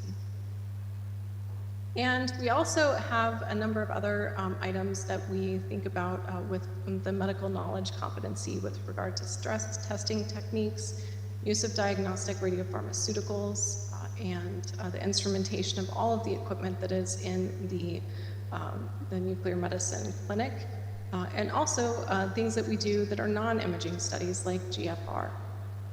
Therapeutics and theragnostics in benign and malignant diseases are, of course, increasingly important. There's fundamentals of molecular imaging targets and the process of how they relate to clinical practice, which is increasingly important as well. With regard to the traditional curriculum, we have the patient care competency, where we have preparing radiopharmaceuticals, including quality control practices, recommending planning, conducting, supervising, and interpreting, reporting diagnostic and therapeutic nuclear medicine, and correlating nuclear medicine with clinical information, including laboratory or other procedural or imaging studies. The traditional curriculum also shows some really important aspects that we don't always think of as things to teach people about the practice-based learning and improvement. I think it is incumbent upon us to always be thinking about how we can improve things, and so we can have that input, feedback, change, learn, and do it all over again. Type of behavior. This really gets to the growth mindset and is helpful for setting and learning and improvement goals. We also have to teach about interpersonal communication skills. Trainees need to be able to engage effectively in exchange of information in collaboration with patients and families and healthcare professionals. And the communication should be specific to patients and given at a level that is understandable by lay people, as well as patient families, and communicate with other healthcare professionals at a higher level, a more technical level. And then educational communication to students, other trainees, and healthcare professionals is also important. We do want to also keep timely and legible healthcare records. So the systems-based practice is another thing that we don't always think of. Traditionally, we're thinking more about the medical knowledge aspect of the curriculum, but the systems-based practice is really an awareness of the larger context and system of healthcare. And this includes social determinants of health, as well as the ability to call effectively on other resources to provide optimal healthcare to patients. This helps understand various healthcare delivery systems, and it's often really helpful for us to learn from other countries about different ways of doing things, cost awareness, delivery, payment, risk and benefit, et cetera. And so there's quite a number of things here, in addition to advocacy, which is something that I'm also very passionate about, so that we can get patients what they need when they need it. In the United States, we have a number of different healthcare agencies that are really important for us to interface with and to educate them on the importance of nuclear medicine so that it can be available for all patients. So that's the basics of the current curriculum, but there are a lot of advances that are impacting our curriculum. I think really at the end of the day, the biggest thing and challenge is going to be diagnostics. So we really need to have a deeper understanding of the disease processes and cancer care pathology, and really need to know that pathophysiology of a given disease process just as well as an oncologist, and be able to talk about all of their types of trials and things like this. So if we think about just how basic we previously had thought about tumors, we're learning more and more about how interconnected all of the tumor microenvironment is. We're also learning about systems biology and how everything is connected, really, regulatory networks and pathways that we really need to understand and be able to leverage for additional targets in the future. And we also have the exciting aspect of artificial intelligence. So combining nuclear medicine, artificial intelligence, image segmentation, radiomic analysis, and things like this, we're able to potentially add that prognosis piece for patients, which has really been something that we can improve upon. So in the past, we've sort of been imaging with the what and the why, but really we need to not only have that data and information and knowledge, but be able to give some prognosis and further drive care. So there is a really important need for interdisciplinary teamwork. We need to have cross-disciplinary culture and team science to incorporate the computer science, AI, engineering, and others in this really important work. And so we want to come together for patient-centered care with more holistic information. The future is potentially going to be a lot different than it is currently. And as we reimagine what the curriculum needs to be, these sorts of things need to be taken into account.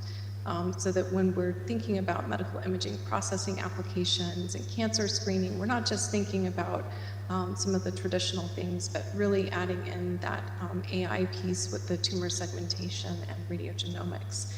And we'll, I think, be able to start to predict therapy outcomes, which I think will be really exciting. So with that, we're also seeing the changing role of the nuclear medicine physician. So not only do we need to have that knowledge of the pathophysiology, but we also need to have treatment care paradigms for given disease states, knowledge of alternative therapies and their toxicities at the same level as the oncologist, so that we're all speaking the same language and patients can understand us.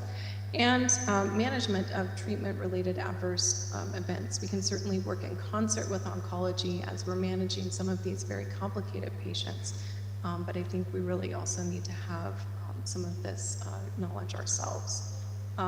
In addition, I think we're seeing more instances of discordant disease where perhaps we're selecting for, disease that isn't going to be responding for the Lutathera or the Pluvicto that we may be giving, but rather selecting other variants of the tumor that may be growing on its own in a different way.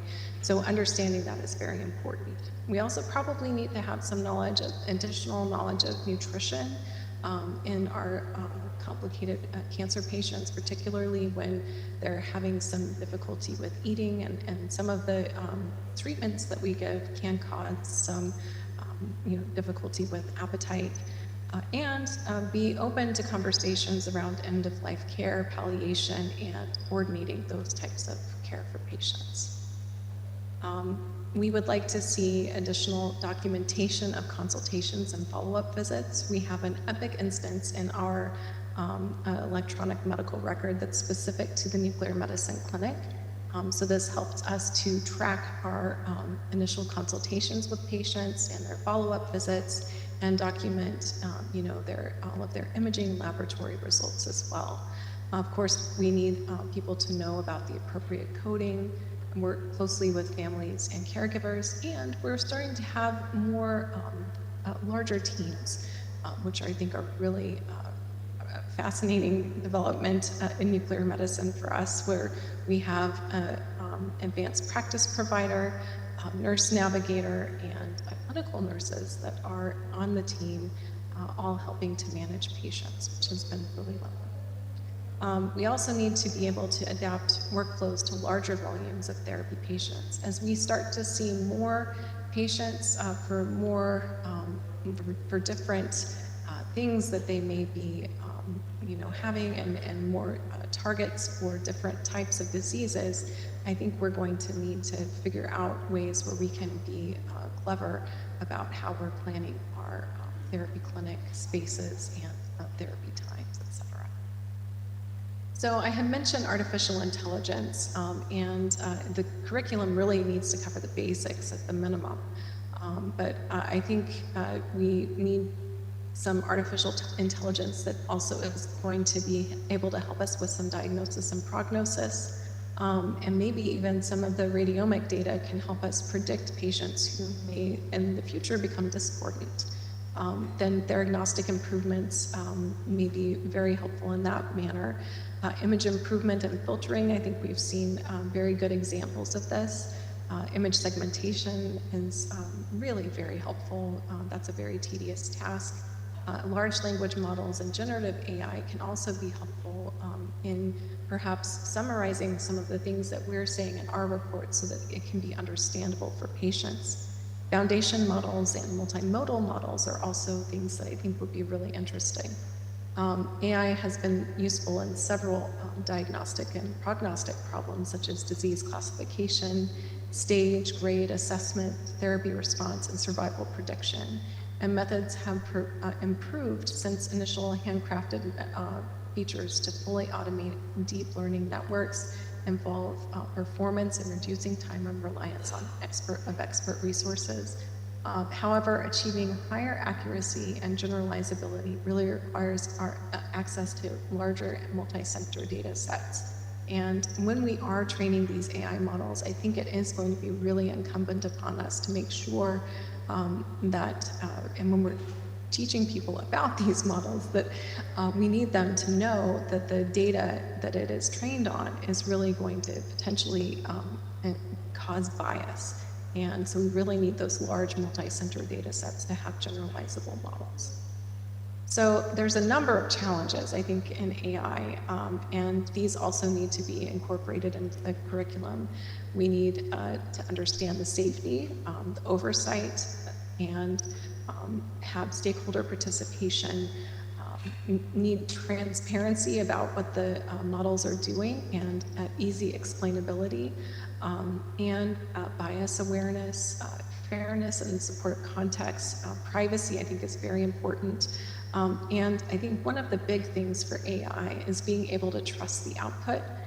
Since I think we've all seen the confabulation or hallucination, as people like to call it, or just outright lies that we sometimes get from the output data, which can be particularly problematic when it seems plausible. So I think this is a really important area for us to be training our trainees of the future on, but also about sort of the pitfalls.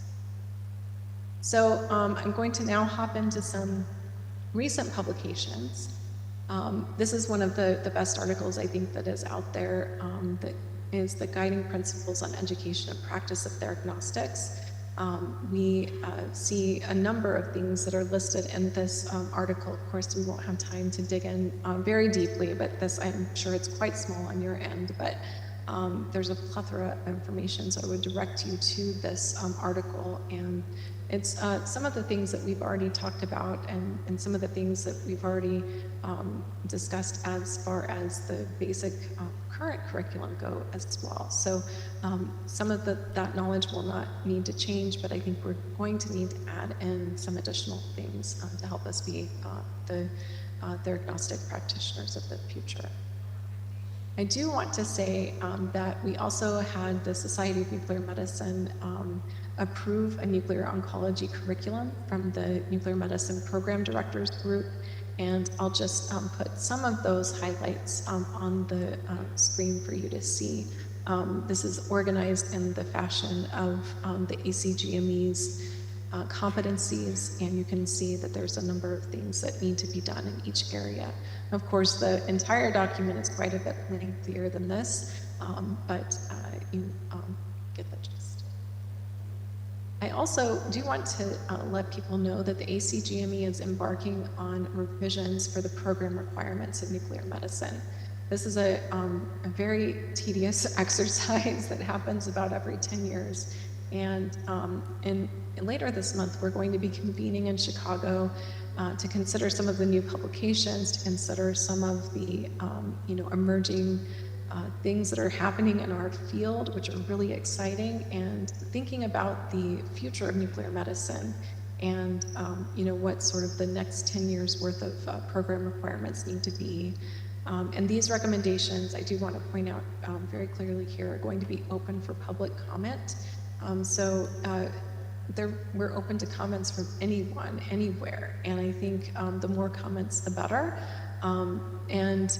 After, I'm not sure exactly when this, will come out, but I'm going to guess that they'll be published at some point within the next year for comment, and then maybe a guesstimate of 2027 before they come into effect. But it is always helpful for us to have a lot of comments from that. But anyway, my time is drawing to a close, but I do want to highlight the thing that makes our division amazing, which is the people. And so these are our faculty and trainees in nuclear medicine at Stanford, and they're a joy to work with. We are really pleased to have the first accredited clinic in the world, and of the first 3 that got accredited at the same time, and also to be a radiopharmaceutical therapy center of excellence for the society. So thank you for letting me share some time with you, and I will open it up for questions. Thank you so much, Dr. Grady. We'll have question and answer at the end of the session. I hope you will be around at that time. So we'll now be moving on to our next presentation. Our next presenter is Dr. Waqas Rafiq. Dr. Waqas Rafiq is a radiopharmaceutical specialist at King Faisal Specialist Hospital and Research Center in Saudi Arabia, and PhD graduate from the University of Oslo.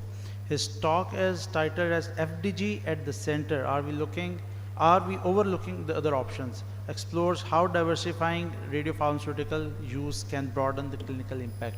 Dr. Rafiq, the floor is yours. Thank you, Dr. Zahir. Bismillahir Rahmanir Rahim. Assalamu alaikum and good morning.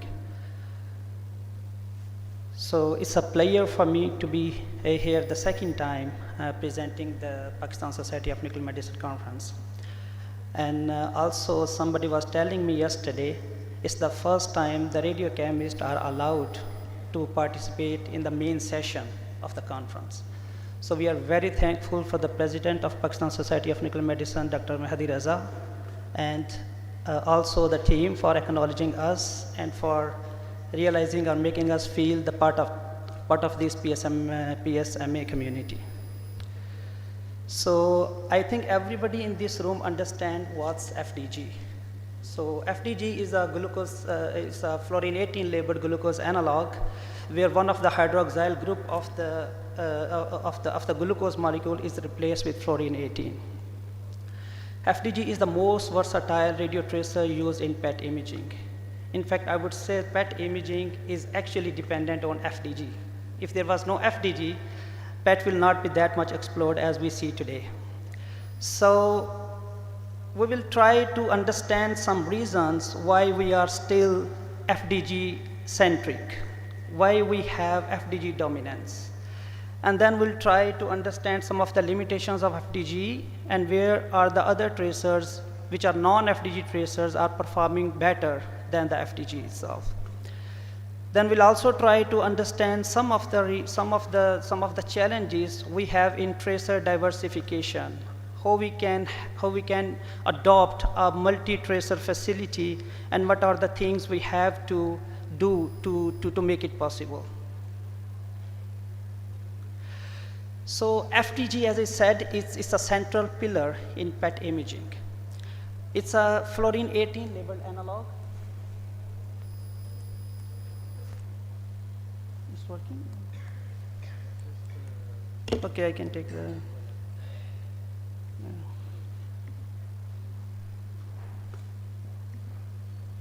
Yeah, I can have it. Yeah. So it's an analog where one of the OH group of the FDG, the glucose molecule, is replaced with fluorine-18. This is the whole process of FDG synthesis. The process looks very simple, but there is a science behind each step. It starts with O18 bombardment with protons. So you bombard the O18 with protons to produce the F18. The F18, when it's produced, is surrounded by many water molecules. And it's not possible to use it directly to do this reaction.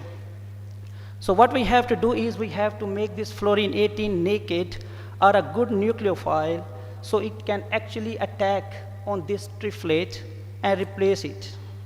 So how we do this, we have to use our anionic exchange cartridges, which we say the QMA cartridge. The whole solution, fluorine-18 surrounded by water molecule, is added to this, and it will retain the fluorine-18 and the water will go out for the recovery. The fluorine-18 is then taken out of this cartridge, and then we do the azeotropic drawing to make it a real nucleophile.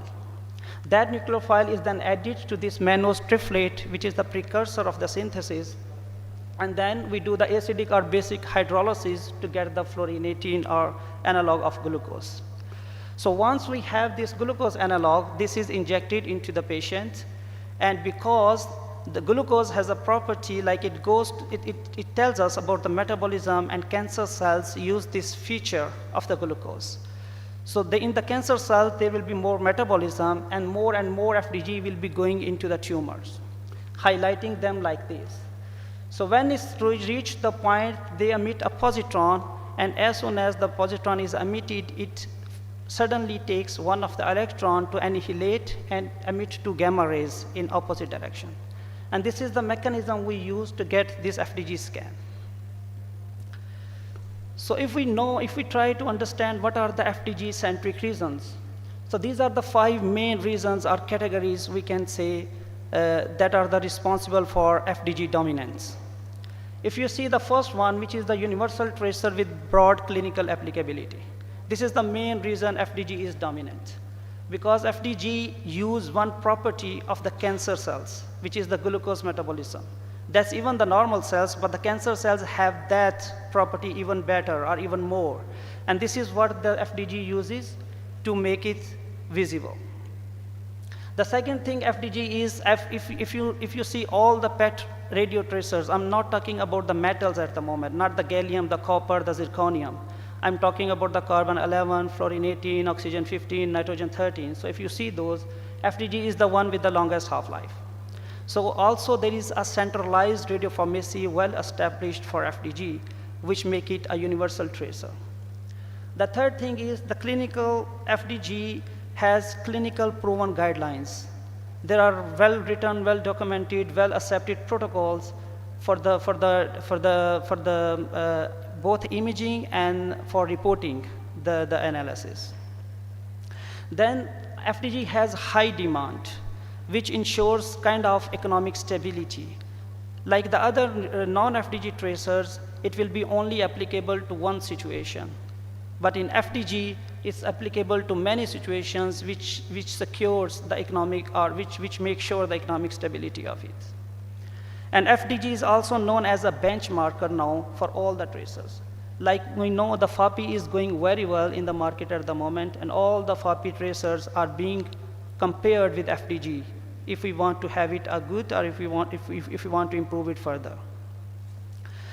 Out of all these 5 reasons, there is one main reason also, which is the centric to FDG dominance, and that's the unavailability of non-FDG tracers.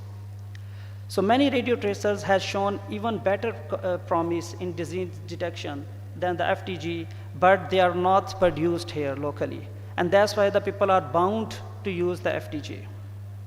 So now I will give you some of the examples from the clinical work that will highlight the tracers which are performing better than FDG. So if you see some of the areas here, the neurodegeneration, the amyloid and tau imaging, which are known as the distinctive marker for Alzheimer's disease, we cannot detect them with the FDG. So we have to use the other possibilities like fluorobeta-P, fluorotau-C, or those tracers. Myocardial perfusion cannot be well explained with FDG, so we are dependent to have the other ammonia, oxygen 15, or rubidium for these studies. Dopaminergic systems, because we know the FDG, it only gives the cerebral metabolism, but it's not a distinctive marker for dopaminergic systems. So these systems cannot be mapped with FDG. Likewise, hypoxia imaging, cell proliferation, estrogenic receptors, PSMA, dotatate, all these tracers cannot be well explained with FDG. So one of this is actually the fluorobeta-P molecule, and if you see, it's a very simple molecule which can easily be synthesized in the lab. But the problem is this molecule, I think the Eli Lilly company has rights on this molecule. So it's not easy to just reproduce it in the lab. But if you see these, it's a direct comparison between FDG and fluorobeta-P. And if you see, this is the normal brain and this is the disease brain, and FDG is almost, there are some distinctions you can point out, but FDG is almost kind of similar in both the situations. But if you compare this radioligand, here this is the normal brain, and here you can see a lot of amyloid plaque can be identified with this radiotracer. The second kind of area where FDG is not performing well is the detection of somatostatin receptors. We know that FDG is just give us the glucose metabolism, but the somatostatin receptors, they are heavily expressed on the surface of neuroendocrine tumors. So we need a specific tracers to evaluate them, not the FDG. And here if you see, this is a dotatate positive patient where we can see these kind of spots here. But these spots are not visible in FDG. So therefore, the non-FDG or the other tracers can even explain the situation or the staging or the spread of the disease better than FDG. Likewise, another patient where the dotatate negative, but FDG is positive here. So in order to assess the real kind of staging or the condition of the patient, we also need to have the non-FDG tracers with us. This is again a comparison between FDG and PSMA positive patient. And we can again see that there is this lesion or the spot available here with FDG, which is not present here. And likewise, there is not this spot in a different patient. It's not present here, and we can be seen with PSMA gallium. So many situations where FDG outperform, we have to have the other radio tracers with us. Now you may be thinking, okay, DOTATATE is going well, we know, but we don't have gallium. How are we gonna do the DOTATATE labeling? Then in that case, we can use this strategy. So again, this is the DOTATATE peptide, but instead of here, it's actually an octreotide peptide, but instead of having the DOTATATE, we have the NOTA here. And NOTA can be labeled with aluminum fluoride. And this chemistry is very simple because this is actually the one radionuclide for all tracer approach. You can label the PSMA with fluorine 18, you can label the octreotide with fluorine 18, or this kind of thing. And it's also, this chemistry is aqueous. You don't have to dry fluorine 18 as well. So these are the kind of alternates for the places where we don't have the gallium, for example. And now you may be thinking, okay, let's make the aluminum fluoride, but is aluminum fluoride actually playing a role in clinical trials? Can we actually see it? It's as good as the gallium DOTATATE. So here is a direct comparison between aluminum fluoride octreotide peptide with a gallium DOTATATE. And you see that, and the same patient was scanned after 4 months here.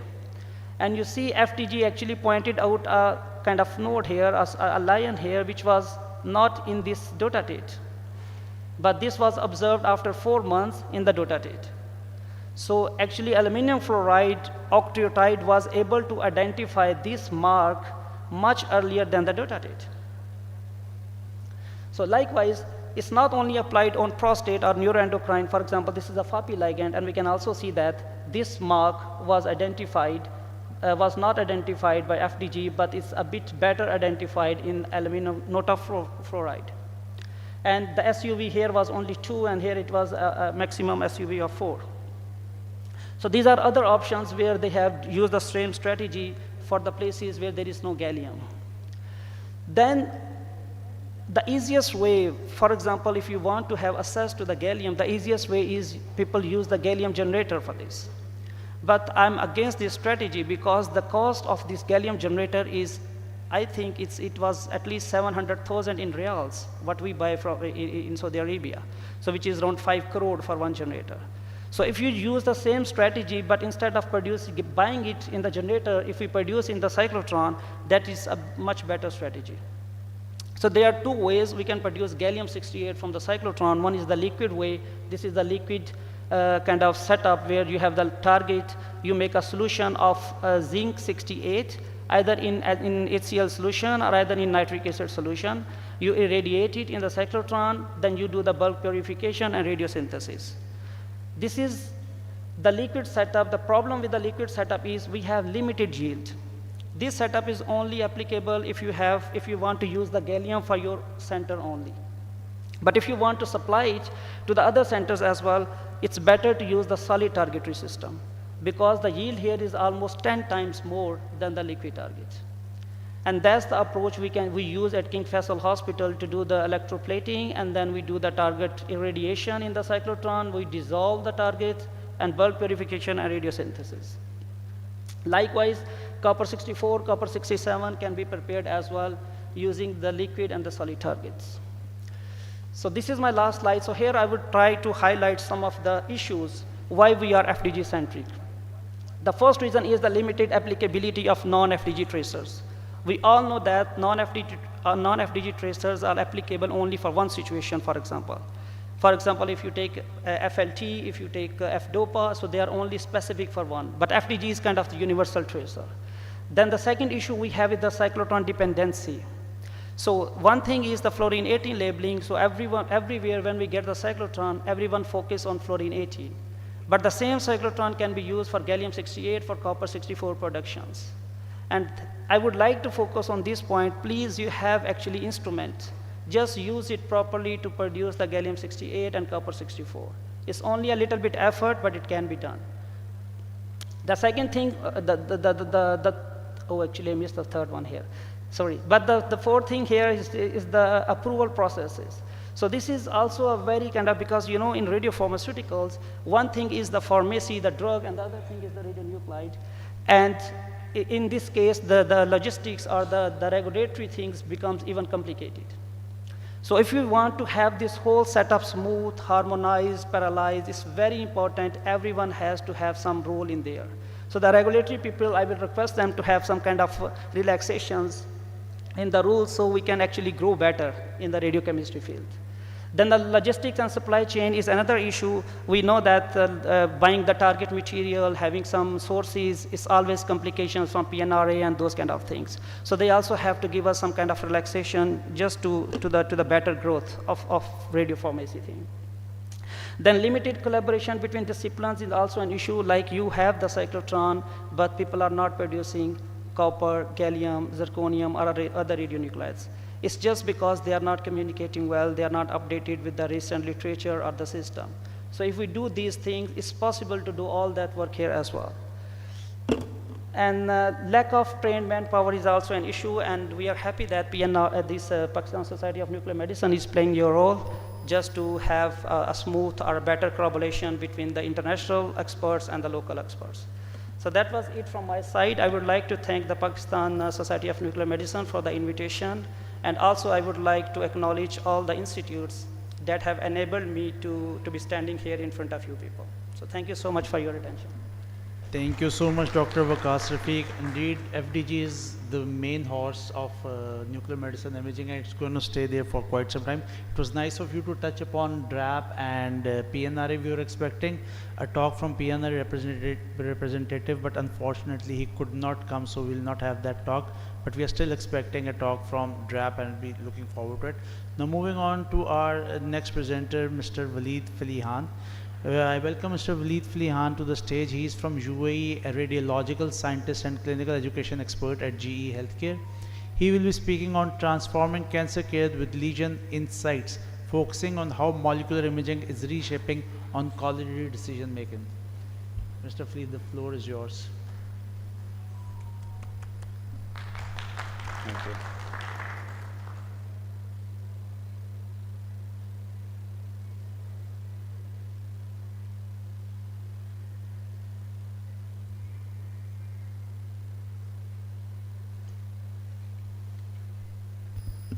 Good morning, everyone. I want to thank the organizing committee and the PSNM Society for the invitation and giving us the chance to present our solutions. For those who doesn't know me, I am Waleed Falihan from General Electric Healthcare and from the education team. And today our presentation will be transforming cancer care with Legion Insights. Our precision care strategy is around 3 frameworks that emphasizes smart and interoperable devices with disease state focus on a common digital foundation to bring data together in the right place at the right time. Pairing the right data with the right diagnosis benefits both the patient and the enterprise by finding life-saving treatments faster and at a lower cost. With our precision care framework, GE Healthcare uniquely positioned to help our customers leverage data across healthcare systems to solve diagnosis, challenges, and develop personalized approaches for better patient outcomes. For those who doesn't know MIM has been leaders in nuclear medicine space for many years. Its success and growth comes from a simple goal of improving patient care.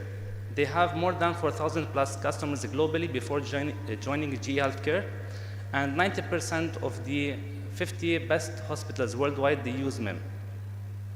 In 2024, MIM officially joined GE Healthcare as their software solution for the future.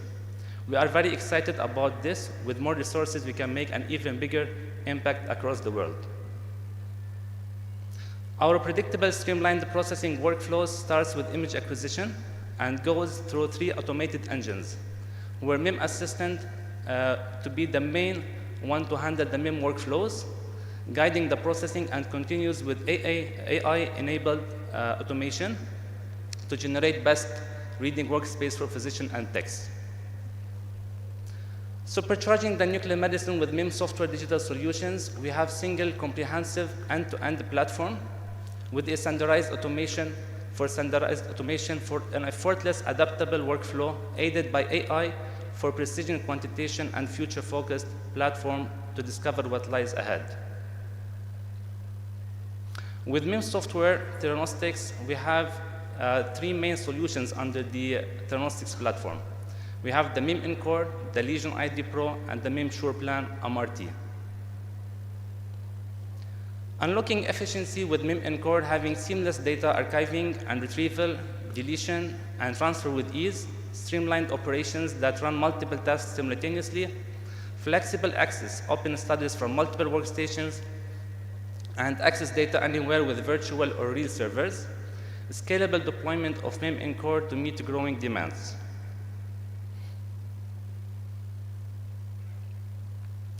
Through MIM-ENCORE as well, we combine image quality, MIM software quantitation, and entire nuclear medicine workflow for imaging acquisition and processing with automated and repeatable segmentation and customized workflows. Now moving forward for the second digital solution, which is the Lesion ID Pro, always you have the question in mind.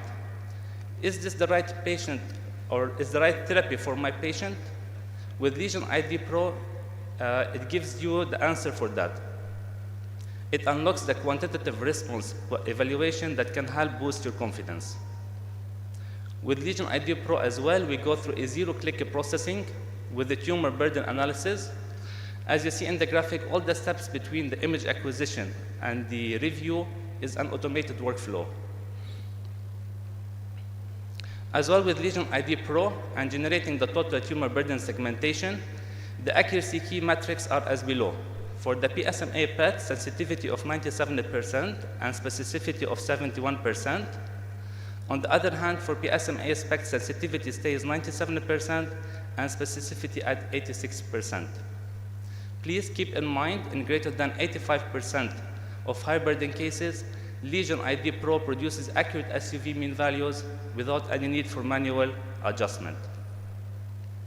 Some key features of Lesion ID Pro is the ability to calculate the total tumor burden, efficient with whole body lesion segmentation, automatic whole body SUV mean, physiologic uptake removal with Contour Protégé AI, and supporting multiple time points to view changes over time. In this slide, you will see different displays what Lesion ID Pro can provide, including MIP-fused images, AI segmented images, total tumor burden calculation, and at the end, you see the segmentation or the quantification of what was segmented. In this slide of discordance visualization, it's a comprehensive display between PSMA and FDG distribution to quickly identify the FDG positive lesions versus PSMA negative lesions. After a few cycles of lutetium PSMA therapy, your patient is responding or not, so you have to know and assess. So with our solution, you can display images in parallel to graphs and table of statistics. Another example of therapy response between different cycles, having accurate and actual changes over time. Now to SurePlan MRT, this is probably a key question on your mind. Maybe you're thinking that seems nice to have. Reconstruction, segmentation, curve filtering and integration, and dose calculation, but we just don't have the time to go through all of these steps. With MIM SurePlan, we made dosimetry practical. With a near total automated workflow and a zero-click AI-based workflow segmentation, covering 20 plus radioisotopes on a voxel-based dosimetry for a single or multi-point supported by Monte Carlo algorithm. Only true way to show value and to ensure proper care for patients is with personalized dosimetry. Ability to give immediate treatment feedback as opposed to waiting 1 year to understand how the patient is responding. Ability to make subsequent treatment decisions earlier. In short, dosimetry is considered to be a laborious task. With MIM, we can reduce what otherwise been considered a long and tedious process involving large amount of staff and manual effort to a process requiring as little as about 5 minutes of manual interaction. Few lessons came from some cases. First, absorbed dose can importantly supplement the SPECT read. Absorbed dose can inform consideration of other therapies such as SBRT. And lastly, there is a decision point after cycle 4. You should receive cycles 5 and 6 of the patient therapy or no, and tumor absorbed dose can play an important role in this decision. Transdosimetry made efficient with full Monte Carlo dosimetry, now being cleared by the FDA. Our solution offers unparalleled accuracy and reliability. It simulates both photons and electrons using the dose planning method for precise calculations. Lightning faster processing handles 108 practices in less than 20 seconds. Hardware friendly, runs efficiently on CPUs, eliminating the need for any hardware. Cross-platform compatibility seamlessly works on Mac or any PC environment. Additional jump is releasing the approach of fusing the MRT and EBRT with CT on a single layout solution. As well, we're working on adaptable applications designed to amend emerging radio tracers and imaging protocols. Configuring the MIM workflows, meaning fully automated with the MIM assistant to meet research objectives, and lastly, to scale storage with ease and backup automatically. For more info about our theranostic solutions, please you can scan the QR code, and thank you for your listening. Thank you. Thank you so much, Mr. Waleed. That was indeed a very interesting talk. And now we move on to our next speaker. Our next speaker is Mr. Roland Scholl. Mr. Scholl is Business Development Director at Spectrum Dynamics across the Asia-Pacific region with over 25 years in molecular imaging innovation. He will present Experience the Impact of Digital SPECT CZT, showcasing how digital detector technology is redefining image quality and workflow efficiency. We're indeed looking forward to this talk also, since we have very limited local data with CZT and Experience. The floor is yours. Good morning. Thank you for the invitation. Very happy to be here at the 10th annual conference here in Lahore for the PSNM. For those who know me, I've traveled from Sydney this morning for this conference. And just recently a friend of mine opened up a new pet imaging service center where we're literally imaging pets. So the development of nuclear medicine is going in weird and wonderful ways. Okay, so who is Spectrum? We're known as the inventors of digital SPECT, having developed the D-SPECT cardiac dedicated system in 2008 and followed with the subsequent release of the whole body version of that same machine in 2018. The D-SPECT brought some new capabilities in terms of image clarity, as well as flow studies in dynamic CFR, which were previously only capable with a PET-CT scanner. We're now on the 4th generation of that machine, and it led to the development of the same technology being used for a whole body scanner, the Veriton, which for the first time was an always 3D SPECT machine designed to do a similar workflow to a PET scanner, where we could image a patient routinely anywhere between 15 to 20 minutes for a whole body study. That machine is also, due to its design, able to do voxel-based dosimetry, which plays a greater and a more important role each year as we develop our theranostics capabilities. But it also allows us to do very accurate quantification and comparison with PET-CT in some instances as well. The whole idea is that we wanted to shift to a workflow that makes sense for the department, where you can scan a patient in a certain time slot like you do for your PET-CT scanner. So you'd be aiming at a 30-minute slot for your patient, and knowing that you're getting all the data in 3D each time. In terms of the clinical adoption, we are the clear leader in digital SPECT technology. It's all we do. We don't offer PET-CT systems. We don't do analog systems, but we've installed over 785 systems since we started. Here in Pakistan, also in 2018, we installed the first cardiac dedicated D-SPECT system at Kiran Hospital, and we've subsequently grown that install base here in Pakistan as well, including more recently the whole body Veriton system at Inmol Cancer Center as well. So It's a very high and fast adoption rate here in Pakistan as well. Globally, we're building and installing machines on a regular basis. So we're also growing our own capabilities in terms of service engineers, support personnel, which also comes and benefits our customers as well. So why digital? For me, it's quite clear. It's all about clarity, especially as my eyes deteriorate as I'm getting older. But with the D-Spec, we saw it immediately, the impact in terms of the image quality, the clarity, the speed, but also the ability to do dynamic flow studies and new capabilities with this technology. But to design a digital detector, then you want to actually use it to its maximum, which is to design a 3D capable machine with that technology. And so we wanted to bring SPECT out of 2D planar that it was stuck in, essentially, and bring it into the 3D capability with this machine. If you look at conventional TD systems, they were really designed to do primarily 2D imaging, and we don't talk about digital ready machines, we talk about digital is here, and so we feel that that time for change has truly arrived. Some recent installs here in the region as well, with fast integration and change. In terms of the use of the system, so there's no more collimators, there's no more external collimation, it's all integrated with the machine.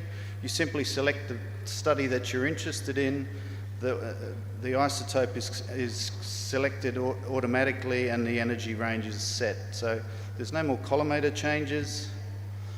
The system then allows you to choose between an entire volume or a focused scan mode, and we utilize the swivel detector capabilities for that. So if you want to image a specific organ or a parathyroid scan, then you would select the focused mode and take a focused scan, similar to what you would do on a conventional system with a pinhole camera. A clinical workflow looks something like this. So the system again was designed to do fully automated detector patient scan mode. So you place the patient on the bed and the system images like a PET-CT scanner. So you're imaging bed position one after the other in a fully automated and very safe way through auto patient detection of the detectors. The user simply chooses the bed position acquisition time, which can be varied between bed positions as well. So typically you're doing a 15 to an 18-minute full body bone scan.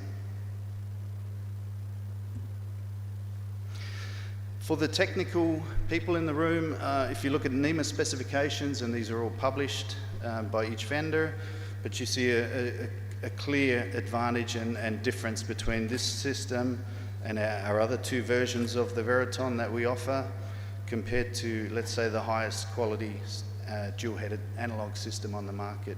So in terms of sensitivity, resolution, count rate, and sensitivity, it's extremely high. And that results also then in the scan times that you see. So you're typically imaging a SPECT scan 2 to 3 times faster across all imaging protocols. I just want to finish with a few clinical cases just to give you a sort of a look and feel for what to expect. So in a normal scenario, you're looking for perhaps a metastatic spread on a bone scan, and you would do your 2D acquisition. But with this machine, that's not the case. You're acquiring everything in 3D. And so you don't need to find the physician to ask if you need a 3D scan of a specific area of the body, because it's already there. The displays come to the physician as they do in a PET scan mode. So you get the full slice views. You get a 2D generated views from any angle that you would like to see, as well as lesion detection and displays in 3D. Of course, dynamic was something we had to invent, so our dynamic flow capabilities, reconstruction and display and quantification integrated into the system, whether it's a renal MAG3 or DTPA study, or indeed a dynamic CFR cardiac flow study. These are all fully validated and available with the system. One of the big benefits of having that speed advantage is also with pediatric cases. So we have several centres that lower the dose and increase the speed time, so they completely do away with the need for anaesthesia.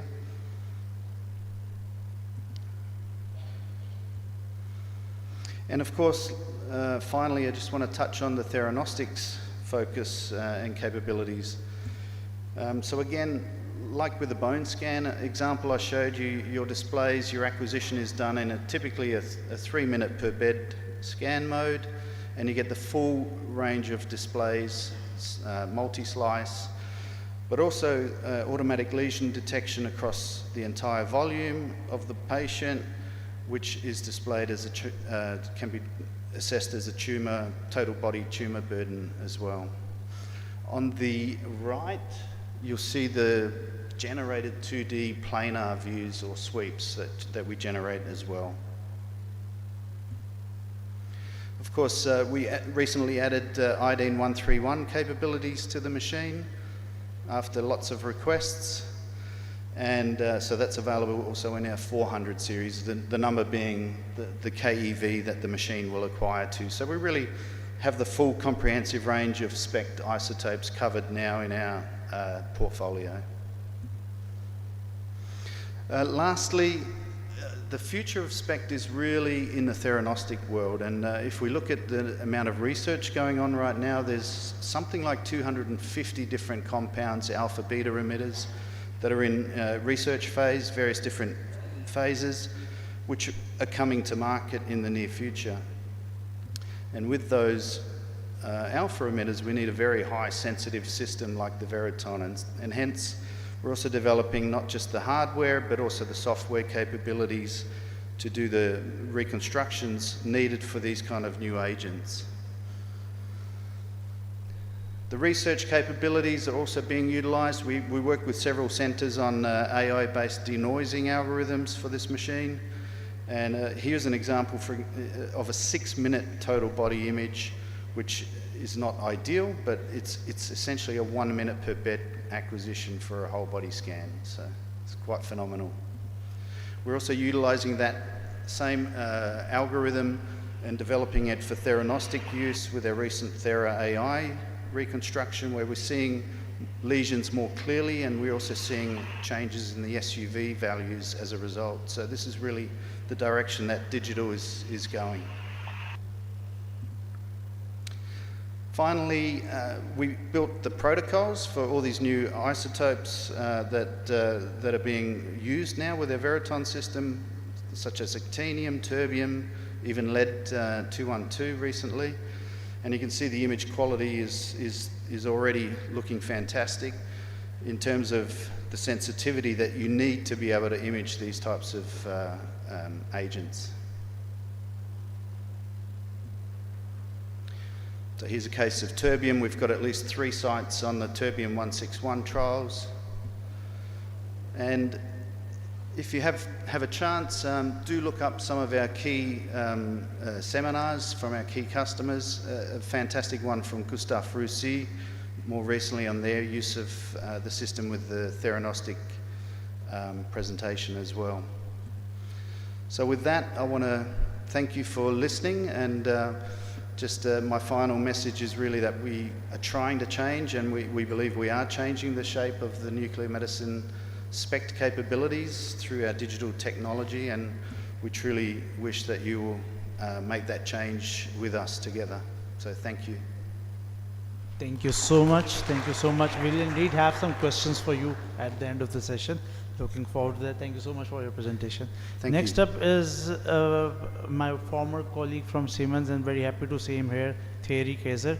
Thierry is the business manager for molecular imaging at Siemens Healthineers for the Middle East and Africa, and he will be discussing about molecular imaging future forward by design and exploring how design-driven innovations are shaping the next era of imaging. Thierry, please. Thank you very much. Good morning, everybody. Just a pointer.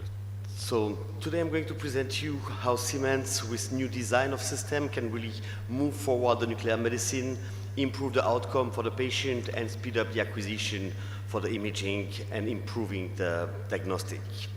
So when we are developing a new system, we are really knowing that the population is in evolution. We give more importance of the experience of the patient. The lack of qualified staff, we always want to have the same image quality, doesn't matter who is sitting behind the computer. And the healthcare cost. We know the healthcare cost is increasing, so we want to bring you a system that is more sustainable over the long term. So to build that, we built a software based on MyExam Companion. It's a technology that we already developed on our CT system, MR system, and today they are available on our PET-CT and SPECT-CT as well. So MyExam Companion is the buddy that will accompany the user to perform the examination with ease, from starting the system in the morning up to sending the images for the physicians to read them.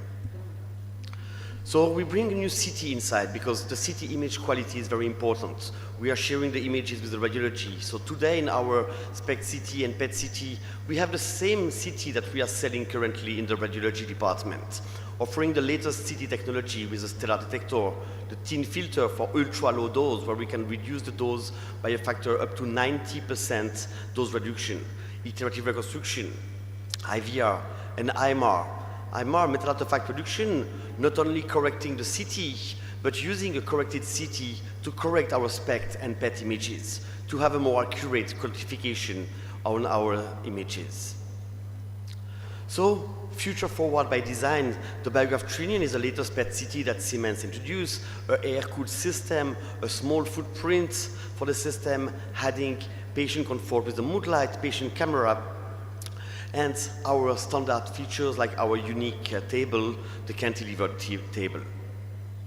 So the Biograph Trinion and Trinion X today are available in 4 differential axial field of view, from 18 to 48 centimeter axial field of view, and the possibility to upgrade the system on the field. So the gantry will be the same from 18 to 48. That means if you purchase today 18 centimeter and you need to increase your throughput, you want to go in more research field, you will be able in a couple of days to upgrade your system directly in your hospital without the need of increasing the power needed, without the need to swap the gantry. Ultra-fast time of flight, the only way to really bring images on the latest standard, having high SUV even for small images. And we know that helping the user with a new workflow, having a tablet, you go to pick up your patient in the injection room, you can already register the patient through the tablet. You can already select the protocol on the tablet. So when you leave the examination room, you just need to press the start button on your console to perform the examination. So really no leak of time between the installation of the patient and the start, really in one unique interface and unique workflow. The patient Moodlight, it looks very fancy and wellness, but the patient appreciates it. When a patient is coming for a PET examination, usually he is under stress. And we mean stress, mean the patient will move in the gantry, so decreasing your image quality, the need of motion correction. So the possibility to change and to have a nice color for the patient will relax the patient, and the patient will be concentrated on something else, that is examination. Really helping to relax and improving the image quality at the same time. Flow motion was an option in the past. We introduced flow motion already many years ago as a high-end feature. Today, all our PET-CT examinations are performed with flow motion, eliminating the bed overlap and increasing the effective axial field of view. So really having a small continuous movement where the patient spends the same time under the middle of the detector, where our detector is the highest sensitivity. With our new detector, the OptisoFast, we really bring the boundaries further. For our 18 and 24 centimeter system, we have 239 picosecond time of flight. And now recently introduced during the last ENM in Barcelona, the Biograph Trinium X with 36 and 48 centimeter go even further with a time of flight lower than 199 picoseconds. So really, moving time of flight is really the only way we can go to improve, reduce the scan time, reduce the injected dose for your patient. And really, if we look at non-corrected images, having an ultra-fast time of flight, we already have a really good images without the need of correction. The time of flight is really the boost for your images on the PET-CT. It's like the turbo in your car. If you have two V6 4-liter motors, but one with bi-turbo, if you compare the PS of your car, the one having the bi-turbo will be much more powerful. And it's the same for the PET-CT. And we had a conference, I remember a couple of years ago when we introduced the Biograph Vision, we were talking with different physicians well known globally. The dream of a nuclear medicine physician today would be to have a system with 10 picosecond time of flight. We will be able to reduce the dose by a factor of 50 at least. So pushing the boundaries always further, going lower in the time of flight will really move the PET images in the future by increasing this time of flight gain, reducing the scan time, and reducing the dose for the patients. So some images here, a brain scan acquired in 7 minutes, and really we can appreciate the high contrast in the gray matter and the white matter in this brain examination. Or here, an example between our previous system, the Biograph Horizon. That's a site in France that's changed recently the system from Biograph Horizon to the Biograph Trinium. So we were here about 15 minutes acquisition for with 2.27 megabecquerel per kg. They went down to 9 minutes acquisition and reduced the injected dose by 2 megabecquerel. But they want to push that further, going even further. Here, they rescan the patient by doubling the speed of the table. So we have now an acquisition in 4.31 minutes with a 2 megabecquerel injection. So really, that showed a possibility.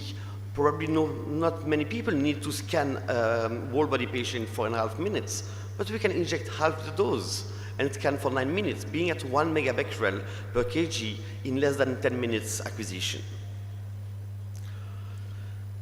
Bringing the new software, bringing this new interface coming from Singovia, our post-processing solution, we have now the same look, the same feel that is on the post-processing on our Symbia Prospecta, our latest SPECT-CT, and on the Biograph Trinium, having one unique interface for the end user, for the physician, on the acquisition, and on the post-processing. So I'm talking rapidly about the Symbia Prospecta, our latest SPECT-CT with a minimum of 32 slice CT, maximum 64 slice, the same CT family as our Biograph Trinium with the Go CT family really, and this new user interface as well that really helps to perform the examination with ease.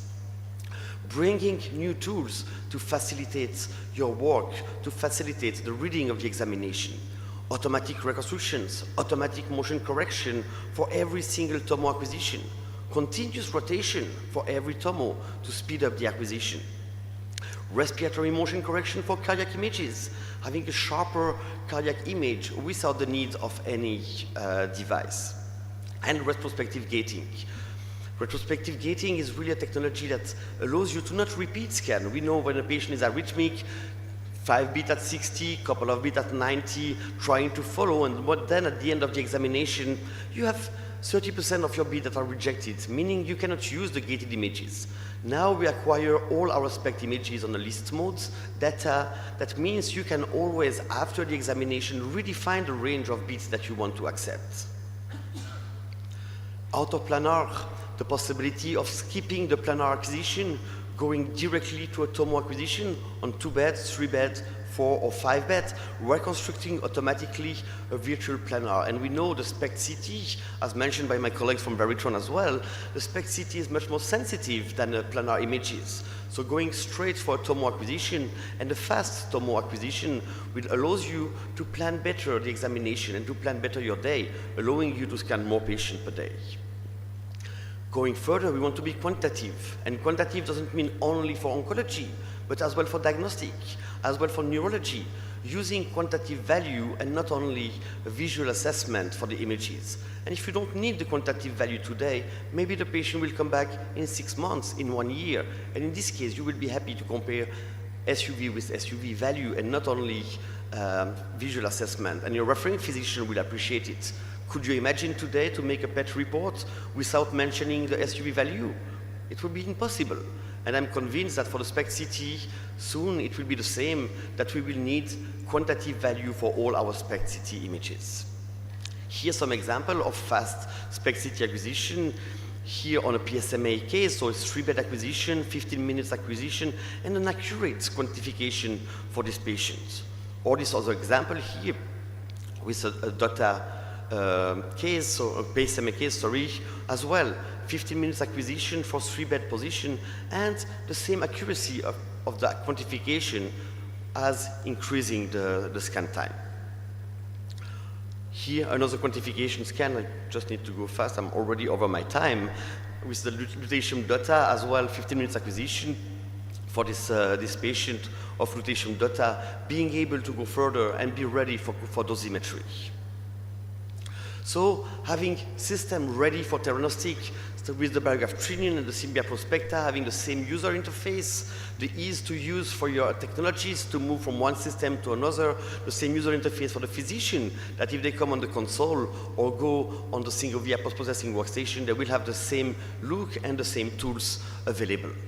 So thank you very much. It was very short. You can scan the QR code. It's my business card. I will be happy to answer your question. Thank you. Thank you so much, Thierry, for this lovely presentation, and I love that patient mood light. I hope that is a standard configuration, not an optional one that you throw in. Thank you so much. And now we'll move on to our last presentation. That is again going to be an online presentation. We are expecting Dr. Ubaidullah from DRAP, Drug Regulatory Authority of Pakistan, but I believe he's not available, but we have a representative, Dr. Akhtar Abbas Khan, who is Director DRAP in Islamabad. And he will be, I'm looking forward to this discussion also, since we have very little collaboration going on with DRAP at the moment, I believe, and it's interesting to know how things are working out. So he'll be talking about DRAP's regulatory framework for nuclear medicine that outlines Pakistan's roadmap towards stronger regulatory alignment in the international standards. Dr. Akhtar Abbas, if you can hear me, the floor is yours, sir. Thank you so much, sir. Thank you, and apologies from the CEO DRAP. Dr. Ubaidullah, actually, he was traveling from Saudi Arabia, and I believe that he is in the plane right now, and I was asked to share our, processes about the licensing and registration of the products. So, I'm Dr. Akhtar Abbas. I'm director at the DRAP. By education, I'm a pharmacist. I did my Form D, and then I completed my PhD in the public health. Sir, first of all, I would like to share. If you can put your presentation in a presentation mode, we would be. Okay, sorry. Is it? I hope, sir, it is now in the presentation. Yeah, it's fine. Thank you. Thank you so much. So, I'll share our regulatory journey with all the esteemed colleagues. We know that Pakistan got independence in 1947, and before that there was a Drugs Act 1940. So we adopted the same Drugs Act till 1976. Actually, after the independence, we got our first Drugs Act in 1976, and this act was enacted till the devolution of the health sector in 2011. So in 2011, after the 18th Amendment in the Constitution of Pakistan, the health was devolved to the provinces. So health was no longer the subject of the federal government. But unfortunately, in 2011, there was a medicine safety disaster in Pakistan. In the Punjab Institute of Cardiology, an adulterated medicine that is called the Isotap that was used by the hundreds of the patients, and due to the adulteration of another medicine, a number of patients actually lost their lives, and the government then decided to establish a Drug Regulatory Authority of Pakistan. So a new act was enacted that is called the DRAPS Act 2012, and under this act, the DRAP was actually established on 13th November 2012. So this is our regulatory framework. Actually, the Drugs Act and the DRAPS Act gave power or the responsibilities to the both governments. Like the federal government, we regulate the manufacture of the medicines, pharmaceuticals, all therapeutic goods actually. The therapeutic goods include not only the pharmaceuticals, radiopharmaceuticals, biological medicines, and the health and OTC medicines, nutraceuticals, herbal medicines, and the medical devices as well. So we also register or enlist the products. The federal government actually fixed the prices of the medicine. Currently, the medicines which are not included in the essential medicine list of Pakistan, that is actually the essential medicine list issued by the WHO, we do not fix the prices of those medicines. The medicines are decontrolled now. DRAP also regulate the import and export of the medicines. We also regulate the quality assurance and the quality control of the medicines and the for the biological medicines and especially the vaccines. The lot release system is also there. We also fix the quota for the manufacture of the controlled medicines like the benzodiazepines and the sleeping pills. The clinical trial registry is also in the draft. Actually, I'm the head of that division where we register the clinical trials and the clinical trial sites. Pharmacovigilance is the science of actually medicine safety and the post-marketing surveillance. So the sale of the medicine is the responsibility of the provincial governments. If somebody wants to open a medical store or a pharmacy, then they will apply to the provincial government, the provincial drug control organizations, for the issuance of the license for sales. And storage, distribution, post-marketing surveillance, and the pharmacovigilance is also the sheer responsibility of the provincial governments. So we have two acts, as I have already explained, the DRAPS Act 2012. Previously, the Drugs Act 1976, it is valid, but now it is a part of the DRAPS Act. So under these acts, a number of rules were actually made, like the alternative medicine and the health products enlistment rules, medical devices rules, bio study rules, drugs pricing policy was also, Pakistan is among the one of the few countries in the region, those have the drug pricing policies and the pharmacovigilance rules as well. If we specifically talk about the licensing and the registration of the pharmaceuticals, then the drugs licensing, registering, and advertising rules 1976 would be applicable for the licensing and registration of the radiopharmaceuticals. We have the drug import and export rules, for the rules for the federal inspectors, for our drug testing laboratories, and for federal government analysts. We have the drug research rules, specification rules, and the labeling and the packaging rules as well. So specifically, I was asked to talk about the licensing of the pharmaceutical firms. If somebody wants to start a local manufacturing of the radiopharmaceuticals in Pakistan or want to import the radiopharmaceuticals in Pakistan, what is the flow of the processes? The two acts, like the DRAPS Act and the Drugs Licensing, Registering and Advertising Rules 1976, these laws will be applicable for such applications. We issue the 5 types of the licenses actually. I think everybody is aware that in Pakistan there is only one licensed facility, that is the PINSTEC in Islamabad, Nellore. So they have got the license from us. I have personally visited that facility. They have also got the registration of 21 products from us. In local manufacturing, we do not have any other applicant at the moment, as far as I know. So, but for the information of all the learned colleagues, I just want to share that we issue the 5 types of the licenses. The first license is called the by way of formulation. Like if somebody wants to manufacture the radiopharmaceuticals in Pakistan, they will apply for the same license and for the manufacture of pharmaceuticals, biologicals, radiopharmaceuticals in the finished dosage form actually. The drug product which will be finally finished in any dosage form, then you need a license for the way of formulation. Then we also issued the licenses for by way of basic manufacturing for the both active pharmaceutical ingredients and the biological drug substances. Then another license type is there, that is the semi-basic manufacturing. Then we also issue a license for by way of repacking. Some companies import the medicines in the large containers, and they actually repack in Pakistan in the smaller packs. So this license is also available. And finally, we also issue license for the experimental purposes. If somebody wants to do some research, like we have the DESTO is a defense-related organization that have the experimental license from. They have got a license for the experimental purposes. They actually have the R&D facility for the vaccine products actually. So this type of license is also available.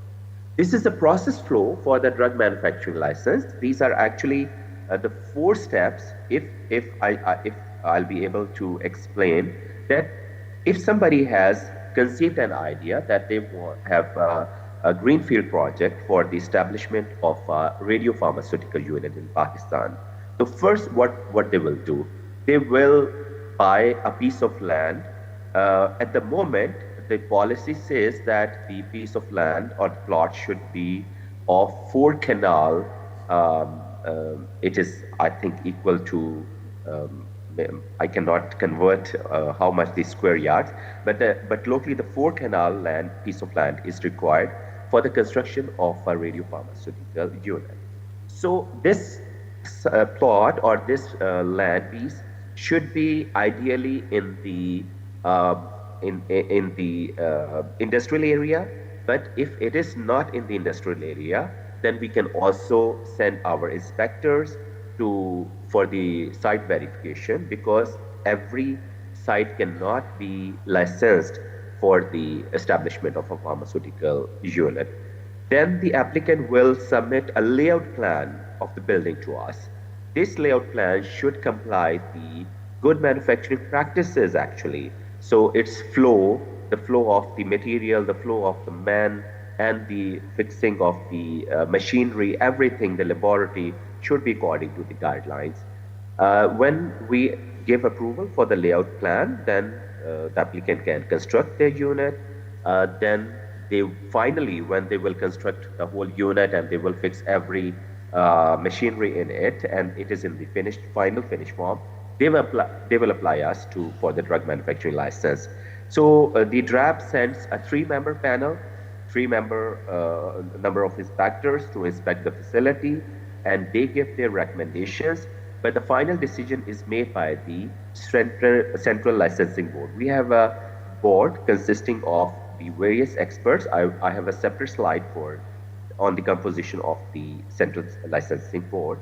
Then after getting the license, if there is any variance in the license, the applicant can apply to us, and the final decision will be conveyed to them. The license is valid for the 5 years, and after every 5 years, the license can got the renewal. So this is the process, but I tell you that the drafts, licensing and registration applications, all processes are online. If somebody wants to apply for a license, they will just log in to an online portal and they will submit all the documents. They don't need to come to the draft in person for submission of any documents. These are the forms actually, they are available online. For the application for the renewal of the license, we have the form for the license to manufacture. There's another form. These are the forms available in the rules.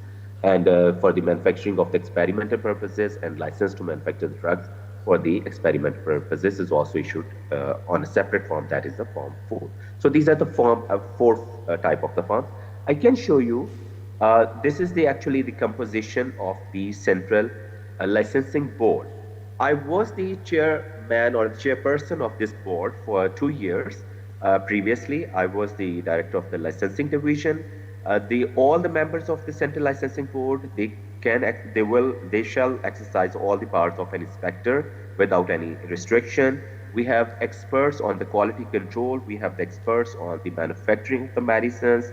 We have the two professor of pharmacies there, and we have the representation from the Ministry of Law, and all the provincial chief drug inspectors are also the members of this central licensing board. The Central Licensing Board actually make the final decision on any application for the license. They can also fix the responsibility if there is any complaint, if there is any problem, if there is any issue related to the non-compliance of the good manufacturing practices, then they fix the responsibility on the responsible persons and refer the case to the drug court. Because in Pakistan, I think we have the 9 drug courts, and they are the special courts, and these courts only hear the cases related to the medicines or the pharmaceuticals or the therapeutic goods. The CLB, the Central Licensing Board, may also cancel or suspend the drug manufacturing license or withdraw the permission of a particular facility or the section. They can also give direction to seal the license unit if we receive any complaints related to the non-compliance. So they also follow the guidelines, policy guidelines of the federal government. So duration of the license is, as I have already told, the 5 years. It is renewable for the next 5 years, and we have a fee schedule for the to accompany the applications. So this is actually currently our license looks like this, that we give license to a particular facility. We also mention that who are the technical persons who will run this facility, like who would be the production in charge and who would be the quality control in charge, and then the secretary and the chairman of the Central Licensing Board will sign and validate this license. So if after getting the license, there is a separate process for getting the registration of local and imported medicines. So like if somebody has the facility, or if we specifically talk about the radiopharmaceuticals, if somebody has a facility for a particular type of the medicines and they want to manufacture the another, we don't know how many products they want to manufacture. So they will separately apply for the separate products registration.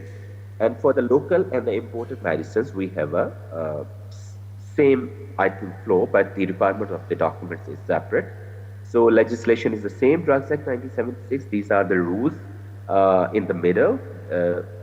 All rules apply for the registered products, on the registered products, like the licensing, registering and advertising rules. We have the import and export rules, because if you got the registration for the local manufacturer, then again you need to import the active pharmaceutical ingredient or the excipients, because in Pakistan we have API policy that was approved in 2022 to promote the local production of the raw materials in Pakistan, but still we are dependent on our imports for the active pharmaceutical ingredients and also for the import of the excipients.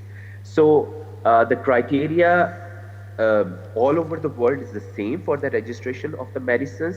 That is that the medicine should be safe, it should be efficacious, and its quality should be up to the required standards.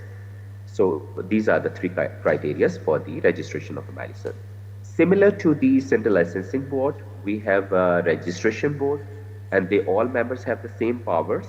The composition is almost the same. There is a chairperson, but we have the representation on this board from one physician is there. We have a veterinary expert and the biological experts and the hospital pharmacist, and one of the pharmacologists as the expert is on this board. We have a representation from the IPO as well to take care of the patent-related issues. So the law expert from the Ministry of Law is also member on this board. We have the representation from our internal board divisions like the biological division and the quality assurance division. And especially there are a representation from the drug testing laboratories from all over the Pakistan, from all provinces like the Punjab, Sindh, KPK and Balochistan. One of the very good news I just want to share with our colleagues, maybe many are not aware, that Pakistan has the highest number of WHO pre-qualified labs in the country, like in the region. If we talk about that, in the all 7 drug testing laboratories of the Punjab are WHO pre-qualified.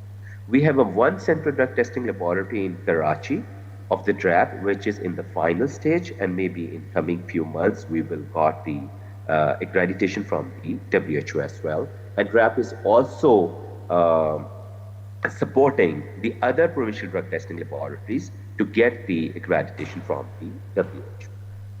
In both boards, we have the observers from the stakeholders, like the Pakistan Pharmaceutical Manufacturers Association. The Pharma Bureau is the actual group of multinationals in the Pakistan Chemist and Druggist Association, and from the consumer organizations as well. These are the application forms.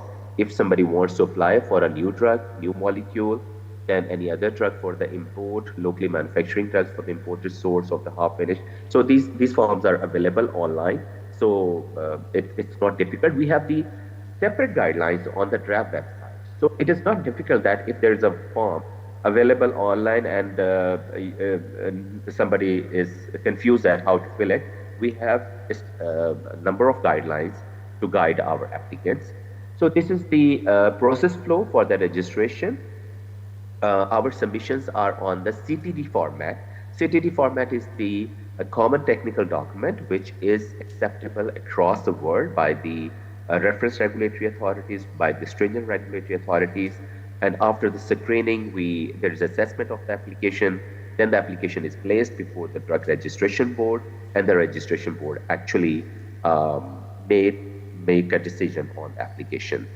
The timelines actually here mentioned is for the all the normal Me-Too applications. We call the generic application, about the 200 days.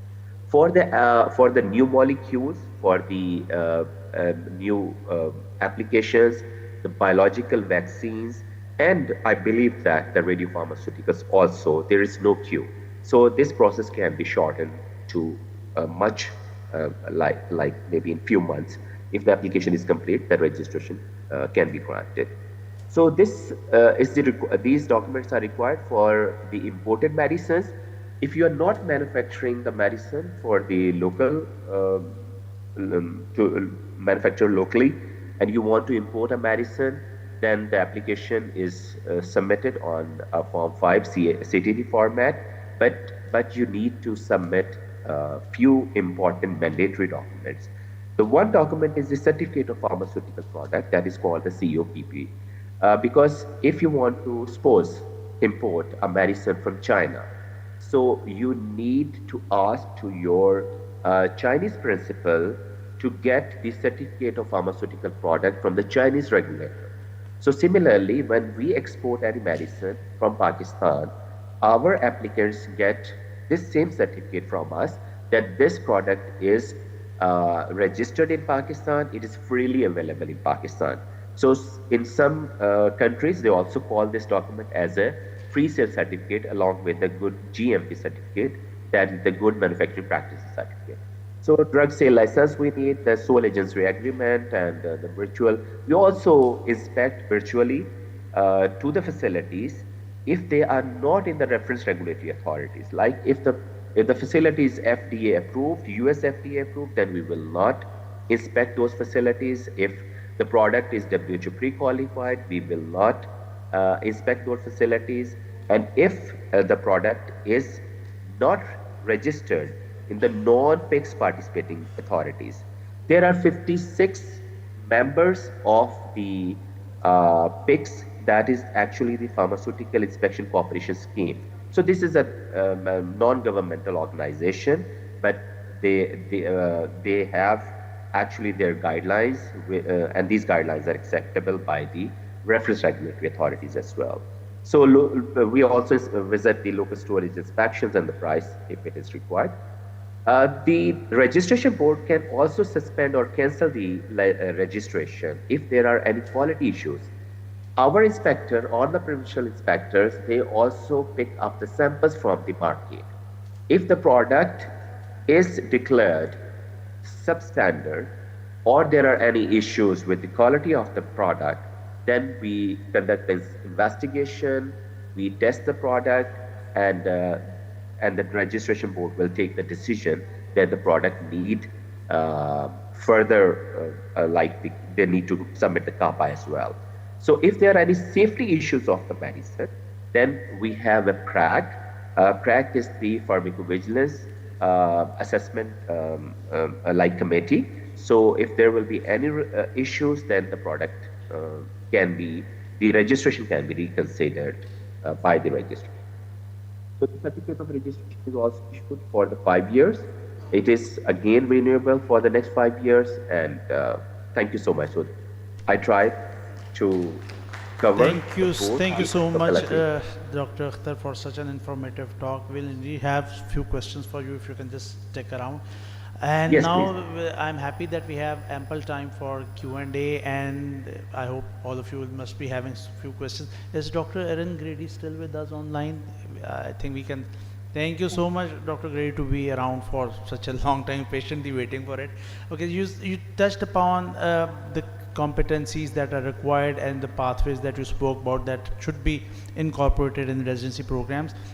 With a lot of innovation going on and a lot of radionuclides coming on for therapies and diagnosis, do you think that the paradigm should be shifted to with pharmaceutical-based competencies should be a part of the program, along with the what we should say workflow-based these kind of things? And how can a center, let's say a center in Pakistan, we can implement these programs? How can these competencies be built in the residents who are in training in Pakistan? Well, excellent question. I hope I can do justice with my answer. But again, thank you so much for the opportunity to be here and chat with you all. So as far as the radiopharmaceutical and radiochemistry piece being part of the education for nuclear medicine professionals and physicians in particular, I think it is very important for that piece to be there. We are fortunate to have the cyclotron and radio pharmacy facility at Stanford here, and we have all of our trainees spend time in that area, so it is really helpful for them to understand kind of the quality control processes, the areas where they may not have had some knowledge that will have some help for them to understand how to maybe even get another agent from bench to bedside in the future. So I think that having some knowledge of that and how to get around development for different things, especially for our physician scientists, is going to be very important. And for those in Pakistan, I don't know so much about the capabilities there, but I would definitely invite people if they would like to come to our facility and see our cyclotron radio. We will have Dr. Saima to bring you to Pakistan for further for this talk. Thank you so much for your response. Next up, I have a question for Dr. Saima wants to add something. Hi. Thank you very much, Aaron. I would like to thank you for this wonderful talk and enlightening us, and especially it's late night in California, so thank you. I appreciate. And so when you were talking about revisiting the nuclear medicine training, and you said every 10 years, that was something which I thought is very important. And in US, the standard training for nuclear medicine is 3 years. In Pakistan, we have the fellowship in nuclear medicine, which is a 4-year program. So we have the luxury of an extra year, but I think we need to also revamp and improvise the curriculum and start thinking in that direction. So would like to know more. And do you think that in US they are thinking of adding more years, or just kind of jigsaw puzzling, like maybe now the focus should be more on therapies, more on the clinical rotations, and maybe the the diagnostic component, you can leeway a few months compared to more on therapies, but that I know that's very difficult to give a definite answer, but what are your thoughts in that? Well, I will say that there's already been people raising the possibility of lengthening the training program here in the US. So I think right now nothing is off the table, but time will tell. And certainly one of the big things that is going to be very important is stakeholder input. When the final version goes out for comment, I think it would be very helpful for people to participate in commenting on those from around the world so that we can do a good job. And I do know that the ACGME does do some international certification. I did check to see if they did anything with nuclear medicine. Unfortunately, they don't at this time, but we can certainly also push them in that direction too. Yeah, that would be, I think, very helpful. Thank you. Thank you so much. I have one question for Dr. Barna. While talking about like these all innovations coming along when it comes to detector designs and the camera designs, from a clinical standpoint, what do you see would be the fields that would most benefit with that? Would it be like general oncology, cardiology, or neuroimaging? How will these designs impact the clinical workflow and the output that we can have in clinicals? With this new detector design, we can decrease the scan time dramatically because the elevated sensitivity is really important for us. Even in every type of images, only one type of images we cannot speed up, that is the long dynamic acquisition, like dynamic kidney or dynamic gallbladder images, but in every time. And it changed our thinking, because at more than 10 years ago, the main scintigraphy for bone was the planar one. Nowadays we use it as a localizer and do SPECT CTs from many regions. So it changed how we describe the report, and maybe we are more precise. Thank you so much. I'll be happy to have some questions from the audience also. Otherwise, Dr. Barna, we have a follow from Dr. Kaisar Khan, our co-chair. I'm sorry. Okay, thank you for your very informative presentation. Before, I have seen a slide where you are showing the actinium-225 as an imaging agent. So for therapeutic purposes, I know it has great potential, it's a very promising isotope, but what is your experience with actinium-225 for imaging? Do you think it gives you a very comprehensive imaging that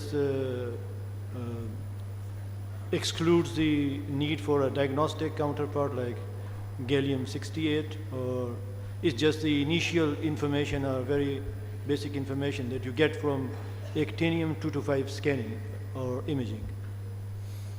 Basically, in some countries, we need to provide the injected radiopharmaceutical to the patient, especially in Germany.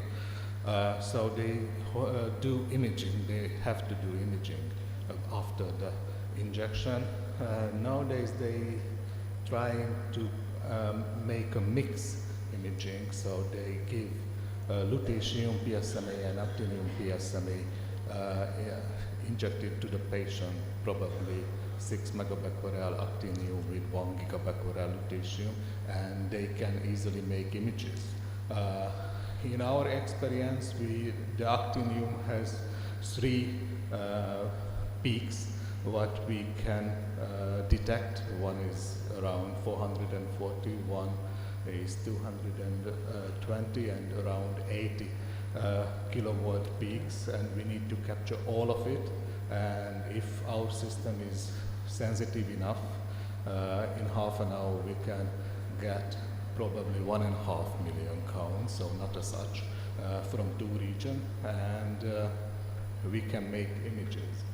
It's comparable with PSMA, or we should compare with the PSMA PET images. So after it, we can see is there any new lesion or is some region is not so uptake the therapeutic compound. Thank you. Thank you. So, thank you. Thank you. One question I have, not for you.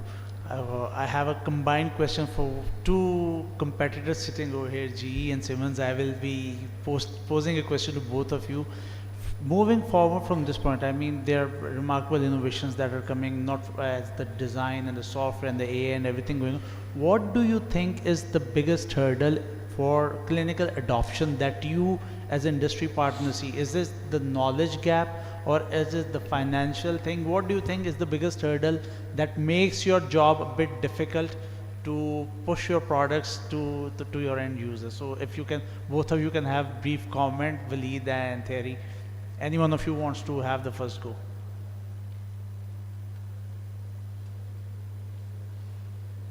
Thank you, Zahir.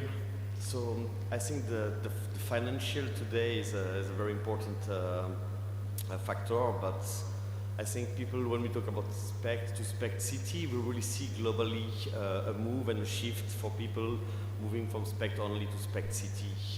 And I'm convinced that the way of doing SPECT CT today, doing quantitative images, speeding up the process to have the possibility to do more patients per day, it's really the way to go. And bringing nowadays system at a more affordable price than before. Thank you for the CT that went down in the price as well. I'm sure we will see many more SPECT CT in Pakistan as well in the coming years. Inshallah. Sure. Hello, thank you for the question. I think it's a combination of both financial, as mentioned, having the innovations being very fast, and maybe the end of life, not end of life, is like you have to renew the system every 7 years to cope with the innovations. This gives a challenge for the customers to cope and having the funding to renew the systems and upgrades. But another challenge is the knowledge of the solutions. That's what we are presenting right now, is what are the available solutions. What we are facing is like the customer doesn't know which solutions to bundle for his workflow. So preventing the knowledge and the customer knowing what he needs for his workflow and to have customized packages for each customer based on the workflows that they want to adopt, I think this is a major step in having the right solutions in the right place. Thank you so much. So now I see Mr. Roland has also come in, so I can get him also into the same comment. I would need a comment for you. Well, thank you. From you also, like what, both of you, please, thank you. Now I'll ask Mr. Roland the same question. What do you think, from your standpoint as an industry partner, is the biggest hurdle towards adoption of your systems globally? Is it the knowledge gap among clinicians, or do you think it's the price point, or do you think the competition is doing good? What are the key factors that you think are? It's a great question. I think I'd probably put it in the similar vein as when PET evolved into digital PET, where we see key differences in terms of image quality, specifications, etc., but also price point differences. Once we moved to digital SPECT, we saw the same thing, that number one, the budgeting process has to be longer and approached differently due to the price difference. But secondly, we have to be able to prove clinically that there's key benefits, which takes time. And thirdly,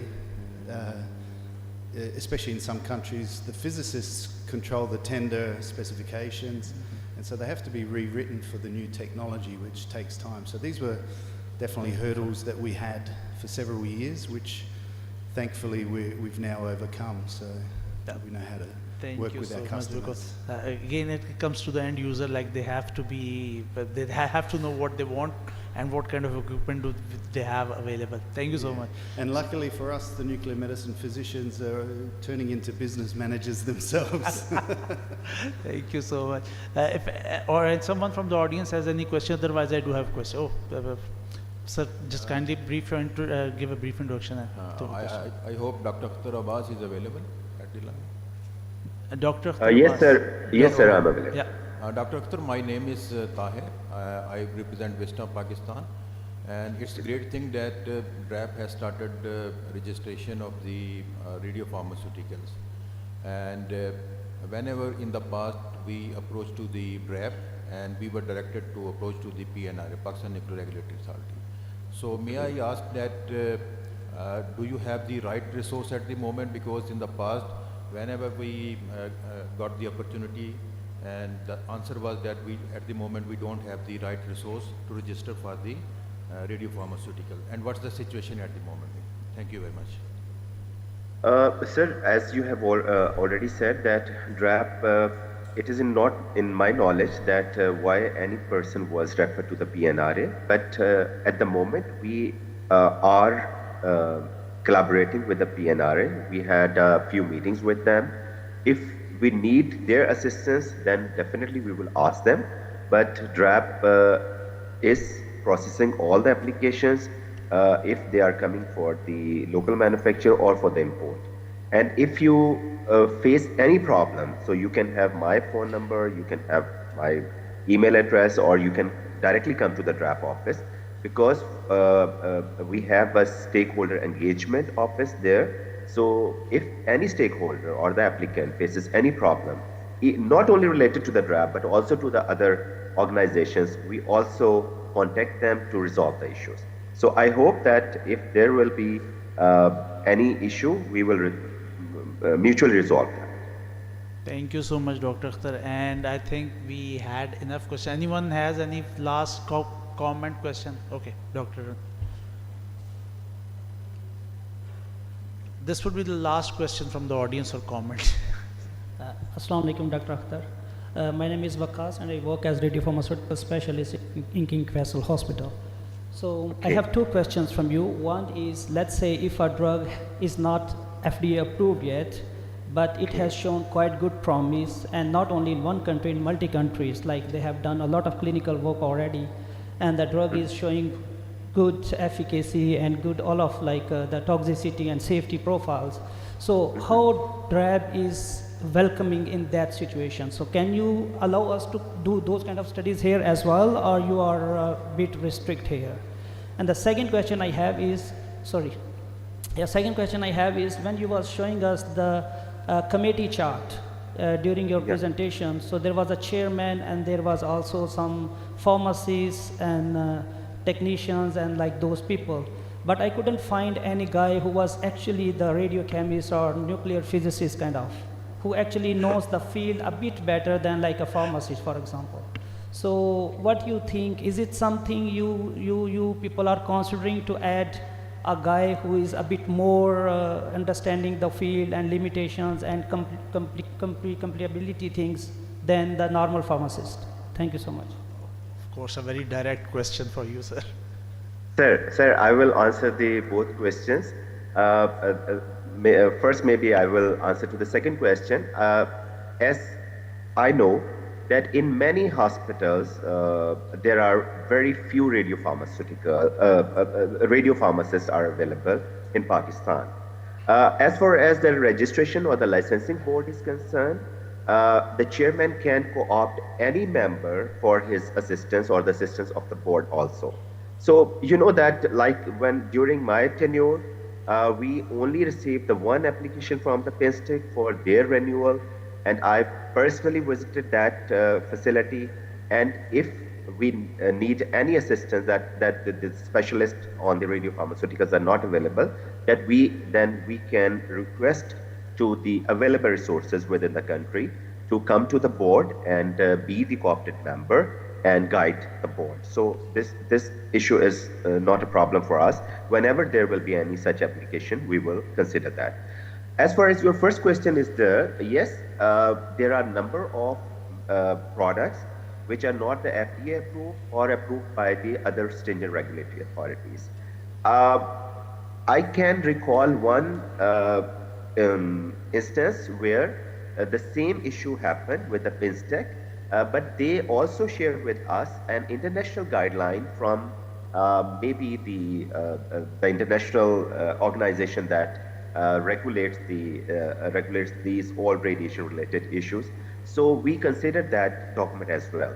If you also apply for the trials in Pakistan, because we also registered the clinical trials of all types, and after those results, you can also get the registration.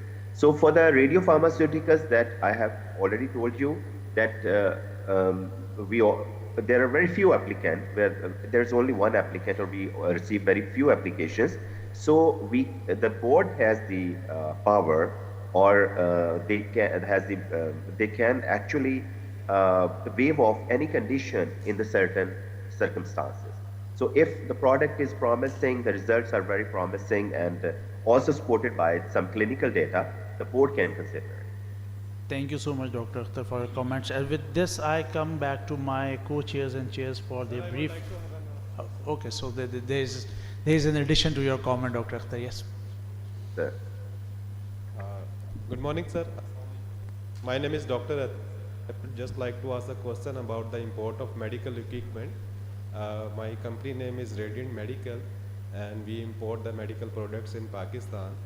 So my request is that we have submitted many dossiers to the DRAP, and we know that these dossiers takes time for the registration of the product, but many of them were submitted like 1.5 years ago. So still they are in the process, and we have submitted so many requests to Dr. Ubaidullah as well, and so many times through the FEMDA as well, the Pakistan Electromedical Association of Pakistan, and requested him so many times. But right now the issue that we are facing is that these dossiers are submitted and the registration has not yet been completed by the DRAP, and still we are bound by the custom authorities to take the NOC from the DRAP to get the product import cleared from the customs. So it was happening from last 1.5 years, but as you know that from the last June, this was also closed by the government of Pakistan, that every product that is being imported in Pakistan should be DRAP registered. Okay. So Yes. we are stuck in between this situation that DRAP has not completed the process of the registration, and the government of Pakistan has implemented that rule, and now the import is very difficult. And secondly, some of our products are already registered. So we got the Form 8 as well. So we got the Form 8 as well. So that means that the product is registered. But because of an SRO, we are still bound to have the certificate of clearance after the product is registered again to apply in the custom to get the release of the So let's not change this Q&A into a boxing ring side of thing. So Dr. Akhtar can realize that why we were waiting for his talk in the end. So with respect, we are very much, suffering. So what he's trying to say is that the 200 days that you said is not a realistic number, what I believe. 200 days is for the Form 5, we are from the Form 8 guys. So if you can briefly comment on that too, sir. Sir, please, sir. Thank you so much. Sir, I will differ with my respected colleague. Actually, on 21st of July 2025, the Prime Minister of Pakistan has launched the digital system for the licensing and registration of the medical devices. Now the timeline for the medical devices or the electro equipments is the only 20 days if the application is complete. But for the old applications which were submitted in person, there could be two reasons. The one reason is they have not submitted the complete application, or application was lost somewhere, or they do not have the documents to prove that these applications were received by the DRAP. So even my colleague is saying that he has contacted the Dr. Ubaid because we are facing problem in tracing the old applications. I would request my colleague that if you have all the documents with you, please submit the new applications with the same fee. You do not need to submit the new fee on our online portal that is traceable, transparent, and if the application is complete, I assure you before this gathering that within the 20 working days, all applicants are receiving their registration applications. So for the old one, there's an issue, but again, you can visit Islamabad. Even I'm not the dealing officer for the medical devices, but I'm here to represent my organization. You can come to my office and I'll take you to the relevant department and the director to resolve your issues. Sir, thank you so much. Thank you so much. Thank you so much to both of you. In addition to that, sir, the documents are completed not by us and all the 150 companies of the FEMDA Association who submitted the request to expedite the process. But thank you so much for your reply. So I'd just like to add one thing more. If the product is registered, why do we need the certificate of clearance again to apply in the custom to get the shipment release? Because then why the product registration is important? If you just we have to allow apply? me, Dr. Akhtar, this will go beyond the scope of like any. So हम धरना देंगे sir वहाँ आके आपके office के बाहर protest करेंगे, and I will request PSNM EC. No, I now I'm talking on your behalf. I will request EC PSNM to hold a common workshop sort of thing with both PNRA and DRAP. It would be like easier for us to have focused discussion on that. Thank you so much, Dr. Akhtar. Now I'll move to Dr. Kaisar, our co-chair, for his comments. Okay, I think Dr. Akhtar has already had some criticism and has a hard time in the meeting, but I would like to appreciate one of the contributions from DRAP using this platform. Not all the people, I think, know about it, that for the very first time, I think, I'm not sure, but I think for the very first time globally, Drug Regulatory Authority of Pakistan has approved the IEA Tech document as a reference regulatory guide for registration of radiopharmaceuticals. And it was such a big highlight that it remained headlines on the IAE, International Atomic Energy website, and it was reported by international media like Business Recorder. So I think that they might have some problem, but they're also being very supportive in our journey for radiopharmaceuticals, and I think they are playing a very proactive and innovative role for the registration of radiopharmaceutical. Recently, they have also, on our request, included a separate portal for radiopharmaceutical. It was not there before. Now they have initiated the online registrations process. So when we approached the DRAP website, it was not there, but then on our request, they have specially formulated a radiopharmaceuticals portal for registration. And I think it's very important. We are definitely moving the right direction, but of course it comes with dialogue and experience. So sir, your brief comments about today's session, and I'll request Dr. Akhtar also to give brief comments. Okay, thank you very much. I think it has been very informative for me, being a person from a different field. I am basically the radioisotopes and radiopharmaceutical productions, and nuclear medicine is really multidisciplinary. We have the common interface with each other, and I think it's very important for us that we understand each other's requirements. So I think not all the lectures that I fully, some might have been very Greek to me, but also I think learning it, and also I think we can use it to improve our infrastructure, and also for your requirements. So it's been very informative for me. I think that I would suggest to be a session, even a small one, for the PINSTIC, so that we could really show that what we are really doing in PINSTIC in terms of the isotopes production and also in the radiopharmaceutical productions, and what are in the pipeline, that most of the people, even from nearby cancer hospital, they do not know about the isotope production division or PINSTIC capabilities. So I think the next sessions, I would suggest you can include it, just an introductory, maybe it's a PINSTIC marketing as well. I may be partial in it. Of course. But overall, I thank you very much. Special thanks to Dr. Mehdi for inviting me here, and I think it's a wonderful one for me. Thank you very much. Thank you so much. Of course, the one common goal that comes from all these sessions, these workshops, it's bringing the value to the patient through collaboration among doctors, scientists, industries, partners. This is what we are aiming to do. Dr. Akhtar, please. Thank you very much. It was a very interesting and knowledgeable session. I will start from the first two talks, and mainly it was about the dosimetry, whether manual or by computers. I think still we are using empiric doses, though there are a lot to be done for the dosimetry issues, because we are entering in theranostic area. We have been using iodine for a long time. Still we couldn't do dosimetry or implement dosimetry issues.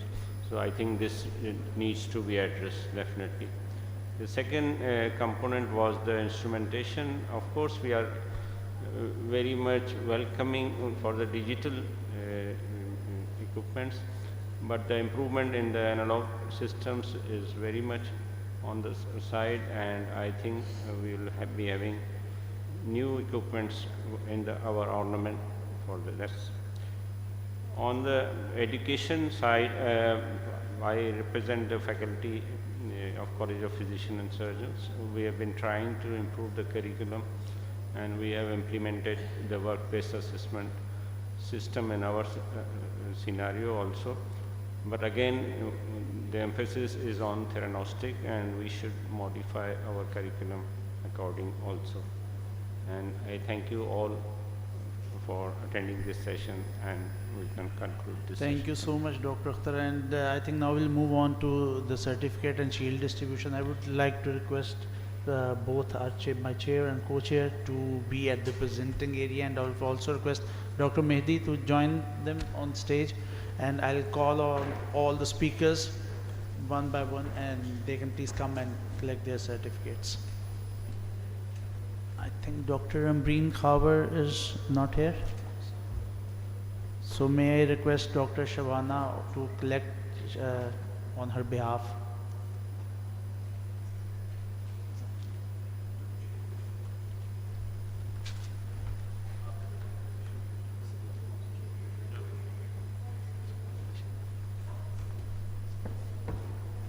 So okay, the presentation party is just Dr. Mehdi.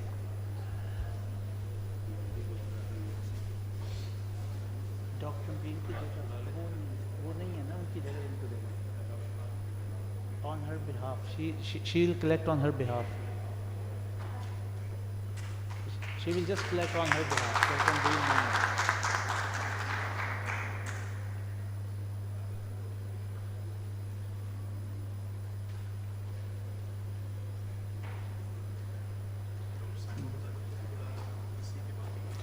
Can I request Dr. Saima Muzahir and the rest of the EC to also, Dr. Saima and rest of the EC members to also join Dr. Mehdi on stage.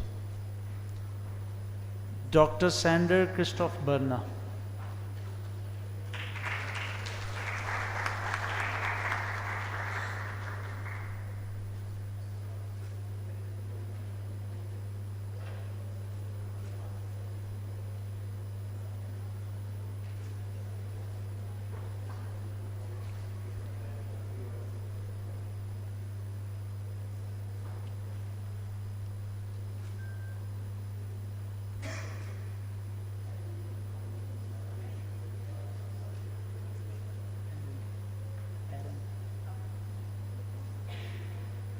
And I believe Dr. Saima can also receive on behalf of Dr. Erin Grady her shield and her certificates. So you will be responsible.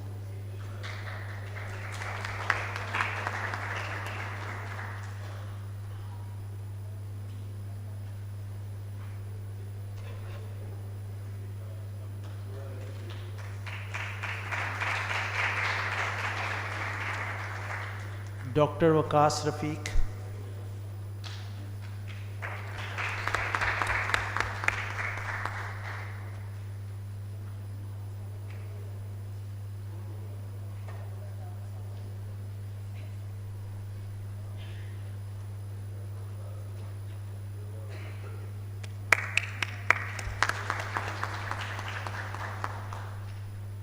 Mr. Waleed Falihan.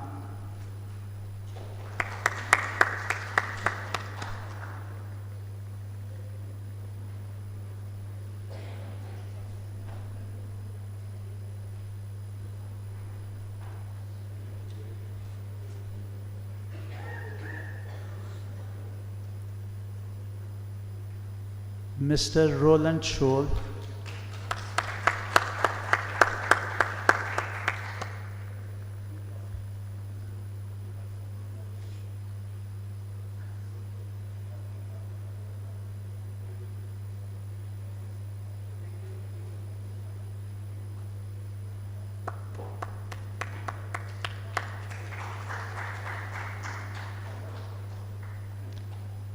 मैं count कर रहा हूँ कौन कौन तालियां बजा रहे हैं, सिर्फ 4 आवाज़ें आ रही हैं मुझे, एक इस टेबल से, एक वहाँ से और एक इस साइड से।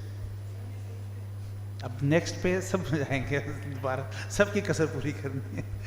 Next mister theory Kaizer, he is area.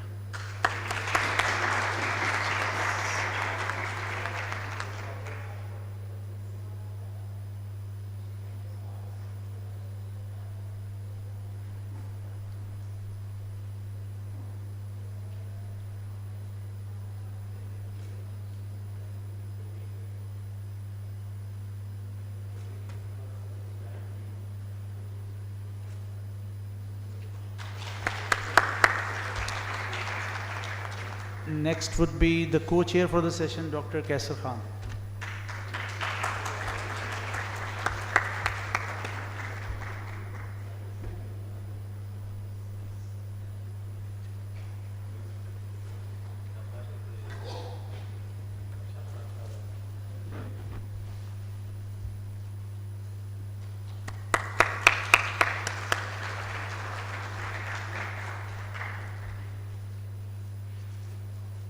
The chair for the session, Dr. Akhtar Ahmed.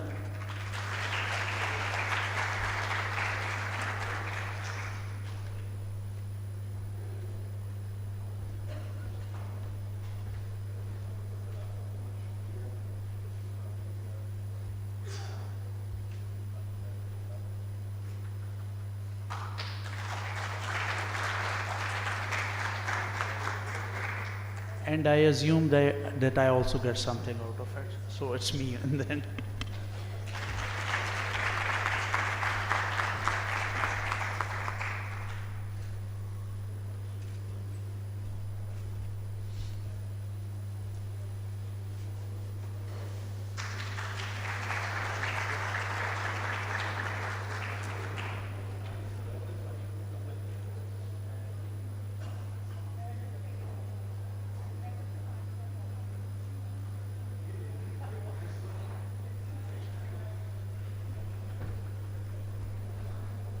Okay, with this we formally come to end of the last session of 10th annual PSNM conference.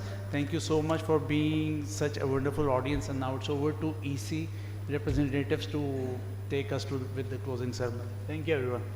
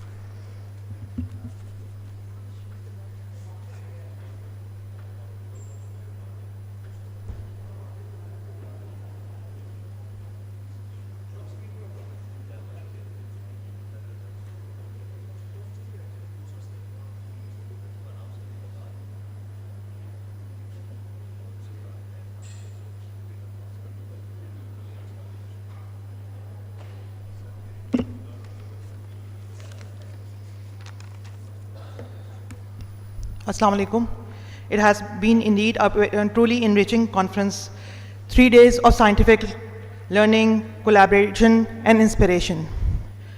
We are honored to host you all here at Nishat Hotel, Lahore, in this beautiful city known for its culture, hospitality, and heritage. On behalf of the President and the Executive Council of Pakistan Society of Nuclear Medicine, I sincerely thank our esteemed speakers, international and national, delegates, sponsors, and each and every one of you for being a part of this memorable event. Thank you for making this conference a success. We look forward to another year of growth, collaboration, and discovery in the field of nuclear medicine.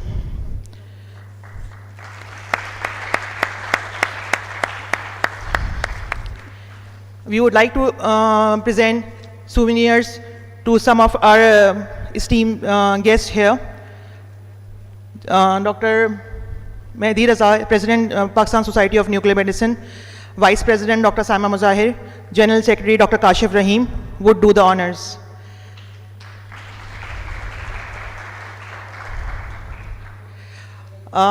We have a souvenir to be presented to Dr. Babar Imran, but as he is unavailable here, I would request Dr. Awais Gill to please accept it on his behalf. Please, sir, please join us on stage.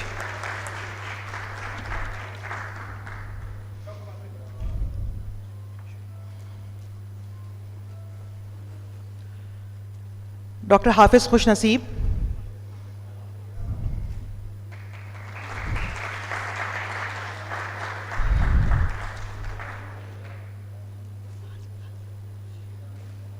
He's outside.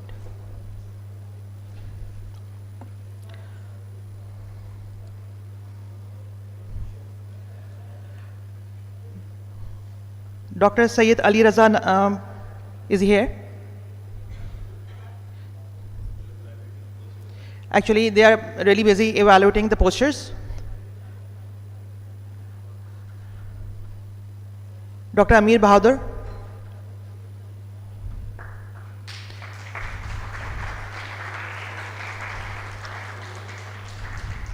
Thank you so very much, sir.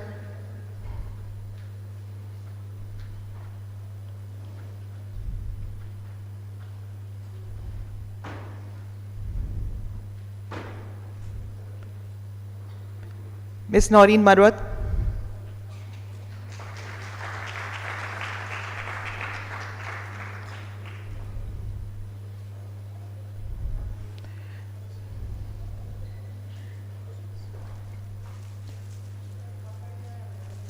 Dr. Sobia.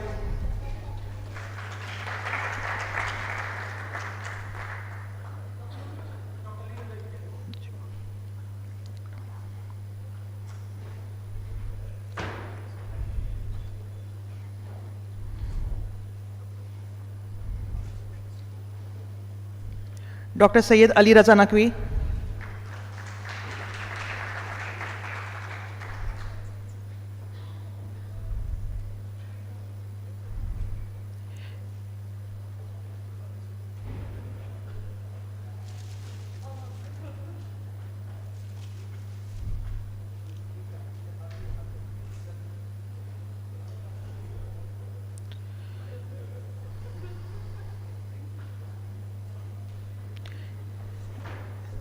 And a shield for Dr. Awais Gill.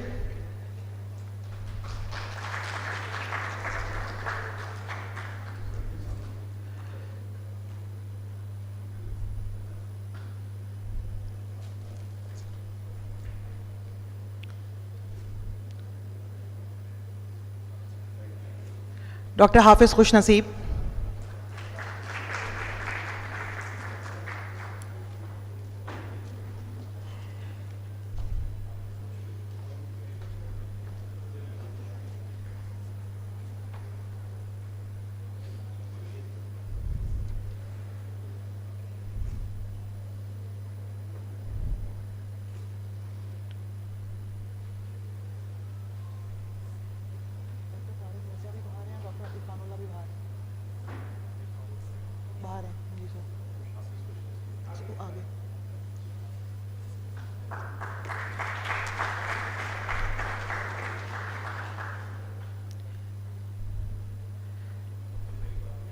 Dr. Tariq Mirza.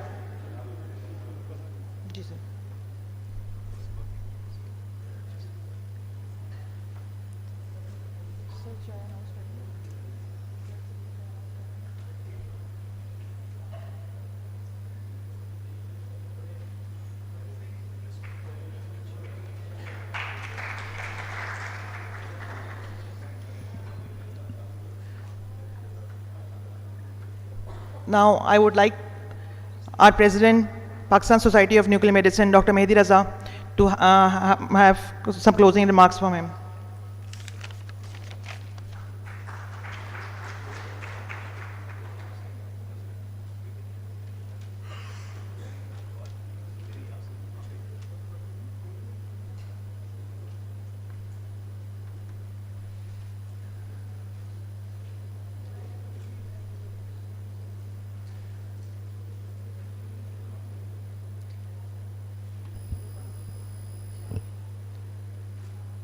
senior faculty members, foreign faculty, national and international delegates, ladies and gentlemen, Assalamu alaikum and a very good morning.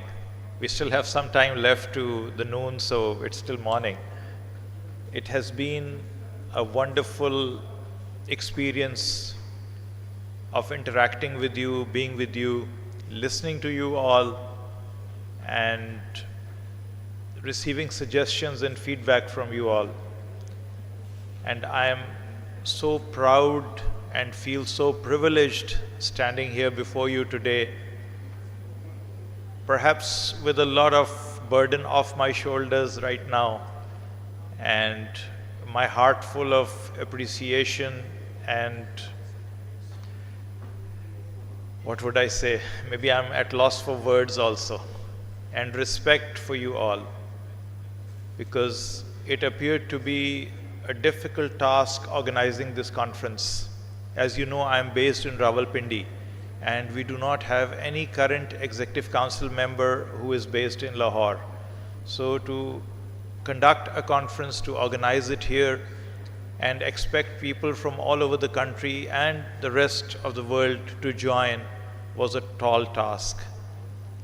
I'm standing before you here, but like I mentioned yesterday, my efforts perhaps are the minimal among the team of organizers and the scientific and organizing committee members. They have been pretty much operating independently, doing things on their own, and they've managed a wonderful conference, in my opinion. Keep me out of it, because I'm not trying to praise myself here. It's the team, and this is what life is all about. And I keep saying it often, may have said it before you earlier also, that this is what separates the developed world from the developing world. They make procedures for things, they follow things, they believe in continuity of things. We unfortunately do not believe in sustainability, do not do feasibility studies before we embark on an endeavor. We do not think of how we will fund or get resources for a project that we are taking up and how much time that will entail. Will we be able to achieve the objectives or not? We are all learning. We have to learn. And the way things are going now and the ease it is now to really contact people anywhere in the world and to get in touch with people or to learn from people, so much available on the internet, on the websites that you can tap from, that you can learn from. So this generation is remarkably ahead of us. And the coming generations, I don't know if I'll be ever able to understand what they would be thinking. So, I mean, please take this opportunity to learn. I'm talking to the youngsters here, from the elders, from those who are senior, who are experienced, and they may not even be necessarily senior and experienced. They may be youngsters like you or people younger than you who have exposure to things which you don't have exposure to. So keep learning, keep shining, and keep rising. We all have to grow. And all of us have to go, but we have to go leaving a better tomorrow for those who are following us. I will come back to my text now that was from the heart. We have to wait a little for the oral and poster presentation results to come in. Jury is working on it. We have all our evaluators busy at the moment. So many of them you saw could not receive their souvenirs right now because they are outside interacting with the presenters. It was a remarkable response that we got in the form of abstract submissions from all over Pakistan. It is, I think, I have been with the nuclear medicine community for some time. It is unprecedented.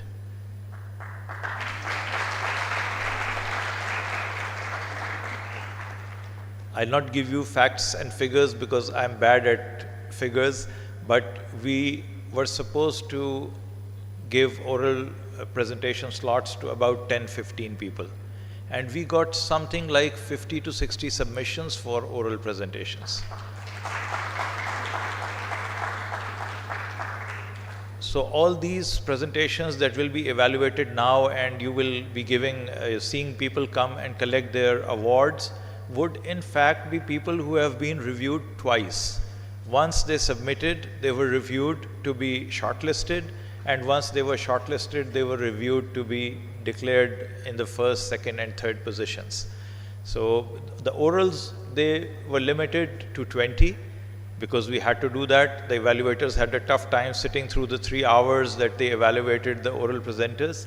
We did not want to change them for the sake of continuity and uniformity in their evaluation of the presenters. And now the presenting screens with e-posters, I'll tell you their story.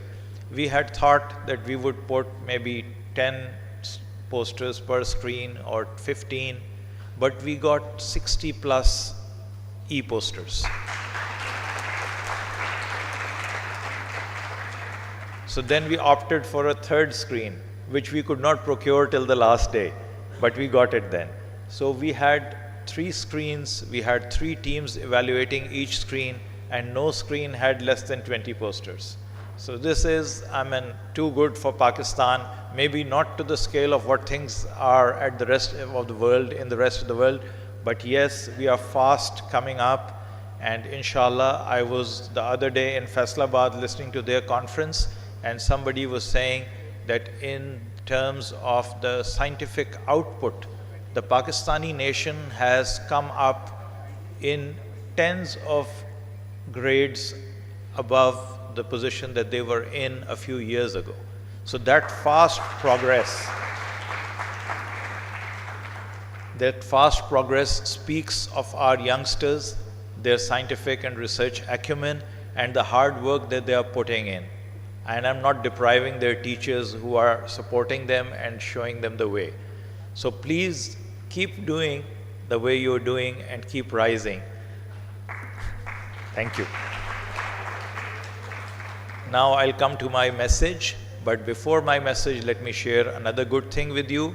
Dr. Numair is sitting here, Dr. Humayun Bashir is sitting here. He has been the past president. I was the vice president with him when we were in the executive council of the Pakistan Society of Nuclear Medicine in 2015 to 2017. So, and Dr. Hamid is not here, he's in Brunei these days. 3 of them have decided to add another award to the spectrum of awards that PSNM has, and this award is going to be called the Annual Award for Best PubMed Indexed Publication.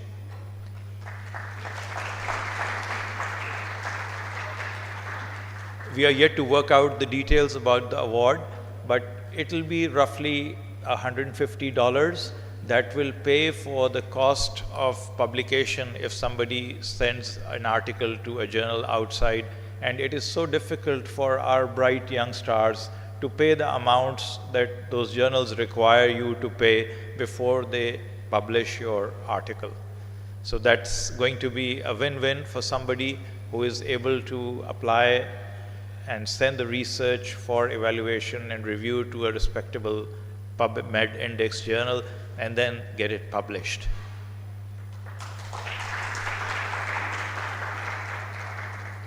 Now coming to my message, which is the usual message that I think you may have read, many of you, while you were here. So I feel privileged to now say goodbye to you. It was earlier say welcome to you.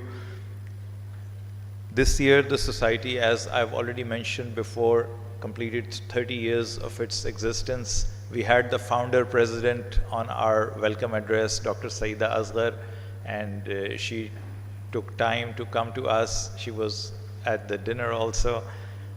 Alhamdulillah, it has been a comfortable, tremendous journey. And this journey has seen, like I mentioned earlier also, the progress in nuclear medicine from rectilinear scanners to hybrid systems and now to therapy. So much has been talked about therapy during the conference. So the focus the world over is on precision medicine, on targeted therapy, on avoiding the side effects which any therapy brings to the patient who is utilizing the therapy.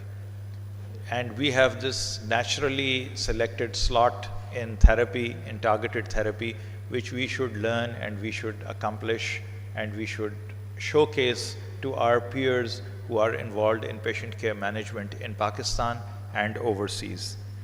There's a lot of room here also for those of you who do not find employment or training slots in conventional nuclear medicine or in hybrid diagnostic imaging to go towards therapy and learn it. And with so few people in the world and the therapy part so fast catching up, I'm sure that you will become the stalwarts in therapy in no time. And we have with us Dr. Nomer, Dr. Saima is also here, and even Shaukat Khanam, Dr. Amna, there are so many others, Dr. Sadaf is sitting here. People are doing therapy here.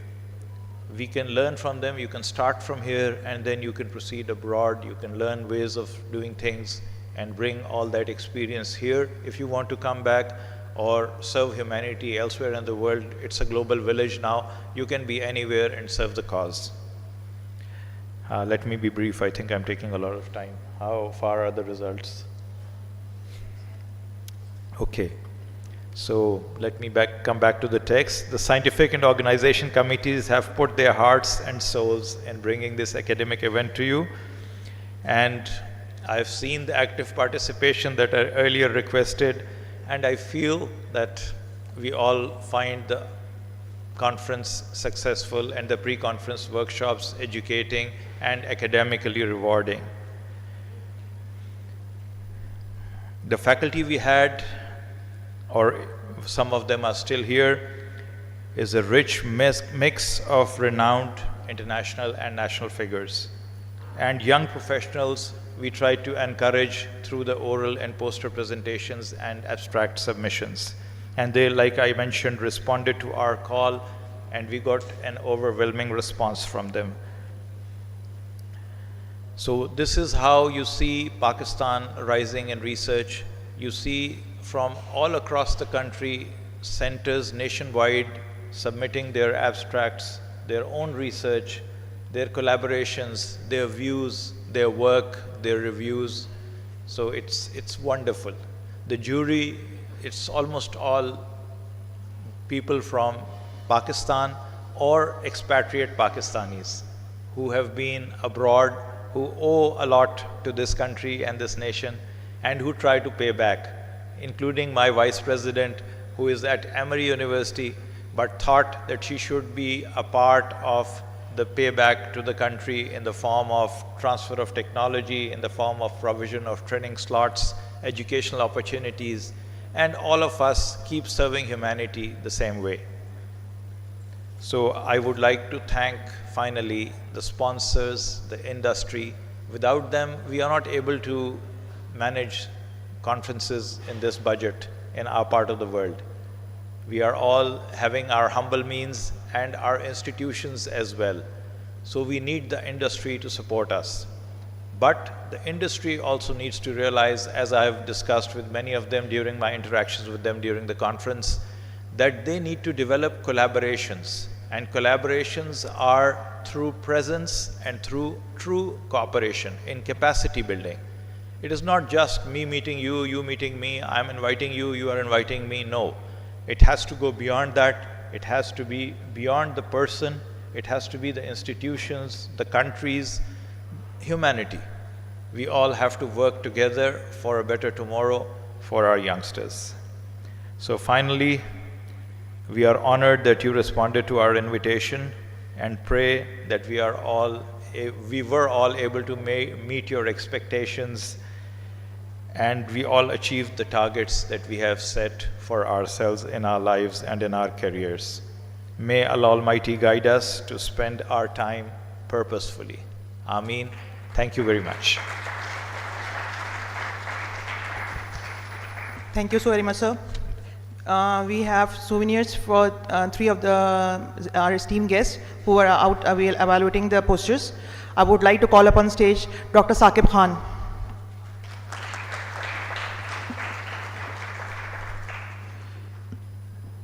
Dr. Irfanullah Khan.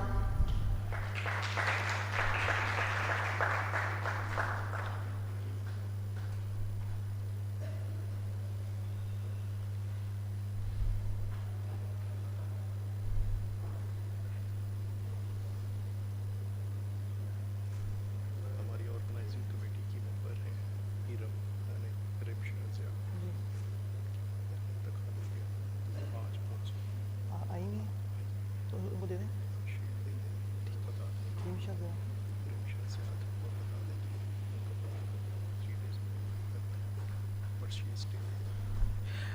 Dr. Rebecca Sharoon.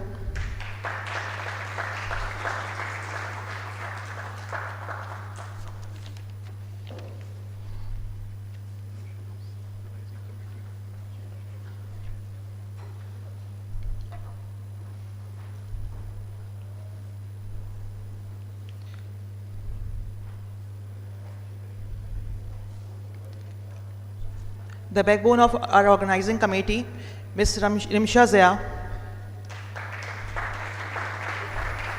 She is here today. Rimsha Zia. We very sadly share with you that her father passed away 3 days back. May he rest in eternal peace.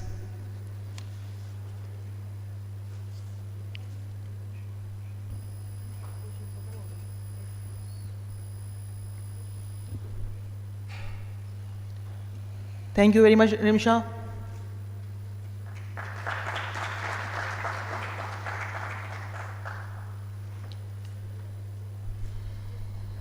The moment has arrived to declare the results of oral presentations. The winners would be announced by Dr. Sabine. Dr. Sabine, please.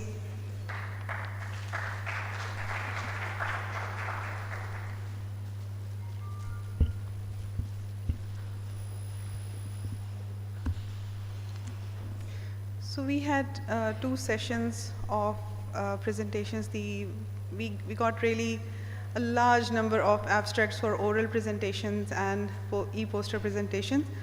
So the winner of oral presentations, we have actually 3 posts for that.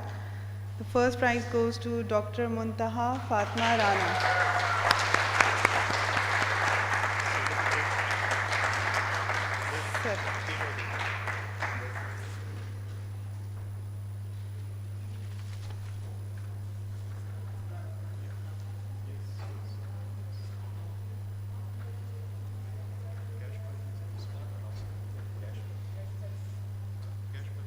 There is a cash prize along with this certificate for the first 3 winners.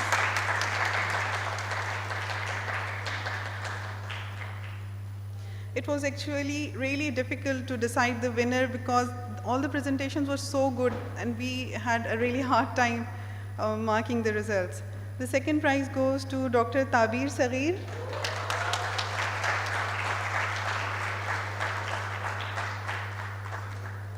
There is a cash prize for the second position as well.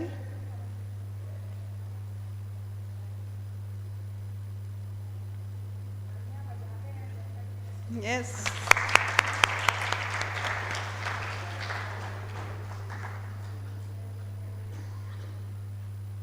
The third prize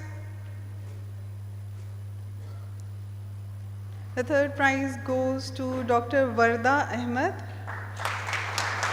Dr. Varda. Dr. Farkhanda, would you come forward to take Dr. Varda's prize and certificate?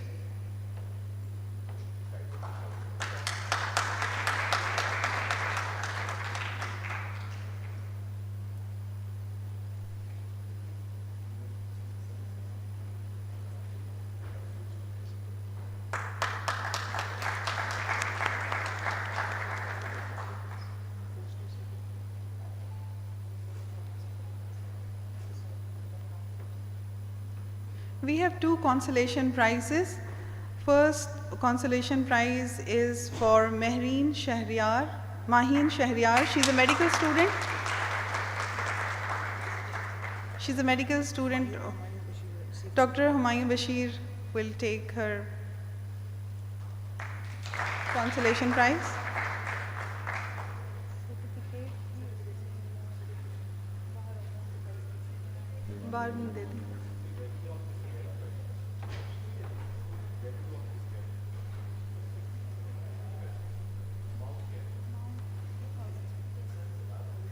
The amount for consolation prizes is 3,000 rupees.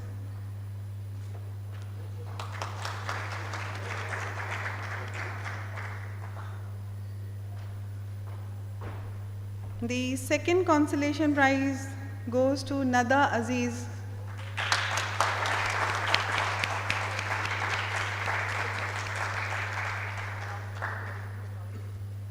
She's a nuclear medicine technologist.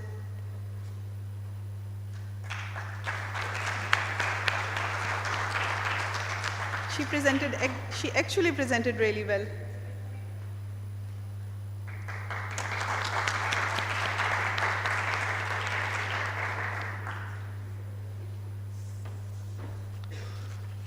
Can we have e-posters, Dr. Sadek? Thank you very much.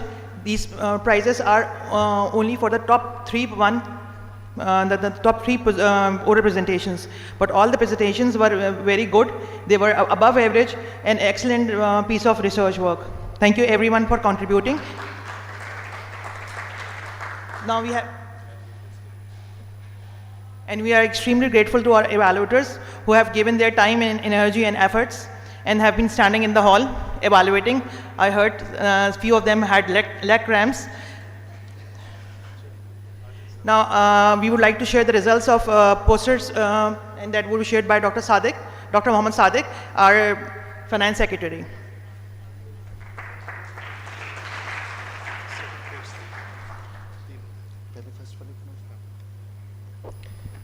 Bismillahirrahmanirrahim.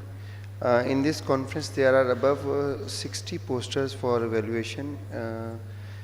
So this is a very tough decision for us to make the results. The first prize goes to Sania Shafiq.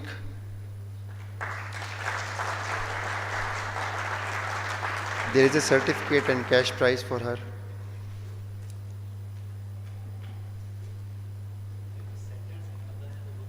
Ji, Miss Sania Shafiq is from Quetta.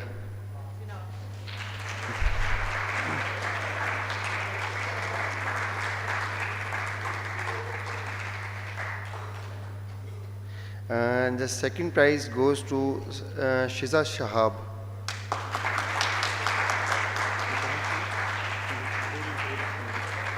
Shiza Shahab is from Noori, Islamabad. A cash prize and a certificate for her.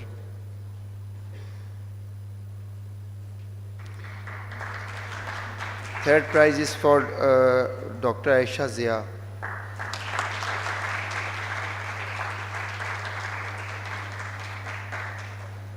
Is she here?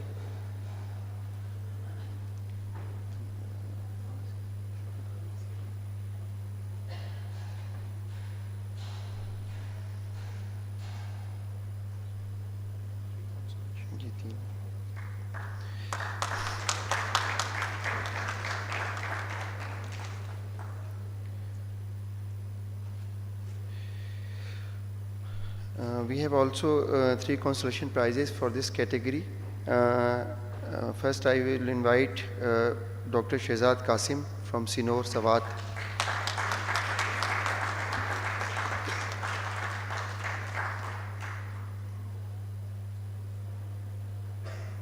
Mr. Selin Khan.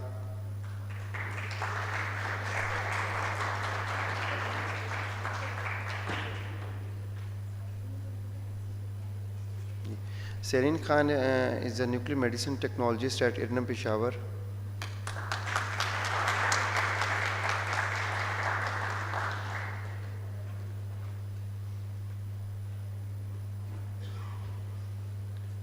We have another prize for a scientist as a consolation prize, Mr. Irfanullah from IRNM Peshawar.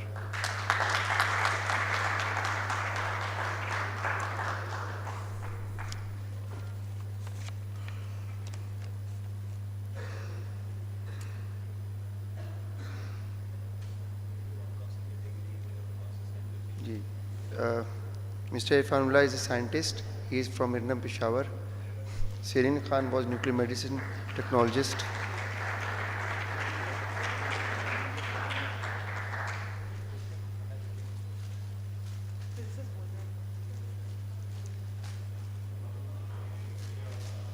Thank you very much. Now I hand over this to Dr. Lubna. Thank you, Dr. Sadek.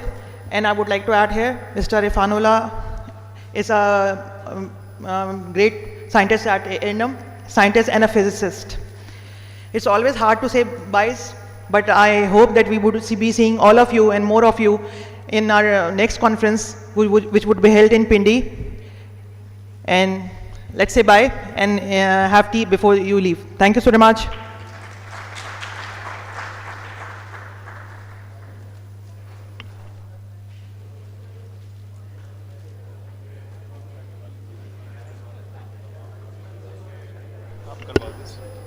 May I request you, before you go, to offer Fatiha for Ms. Rimshah's father and all our colleagues and peers and relatives who would have been very happy to see us achieve and flourish like the way we are achieving and flourishing today. Please, Bismillahir Rahmanir Rahim.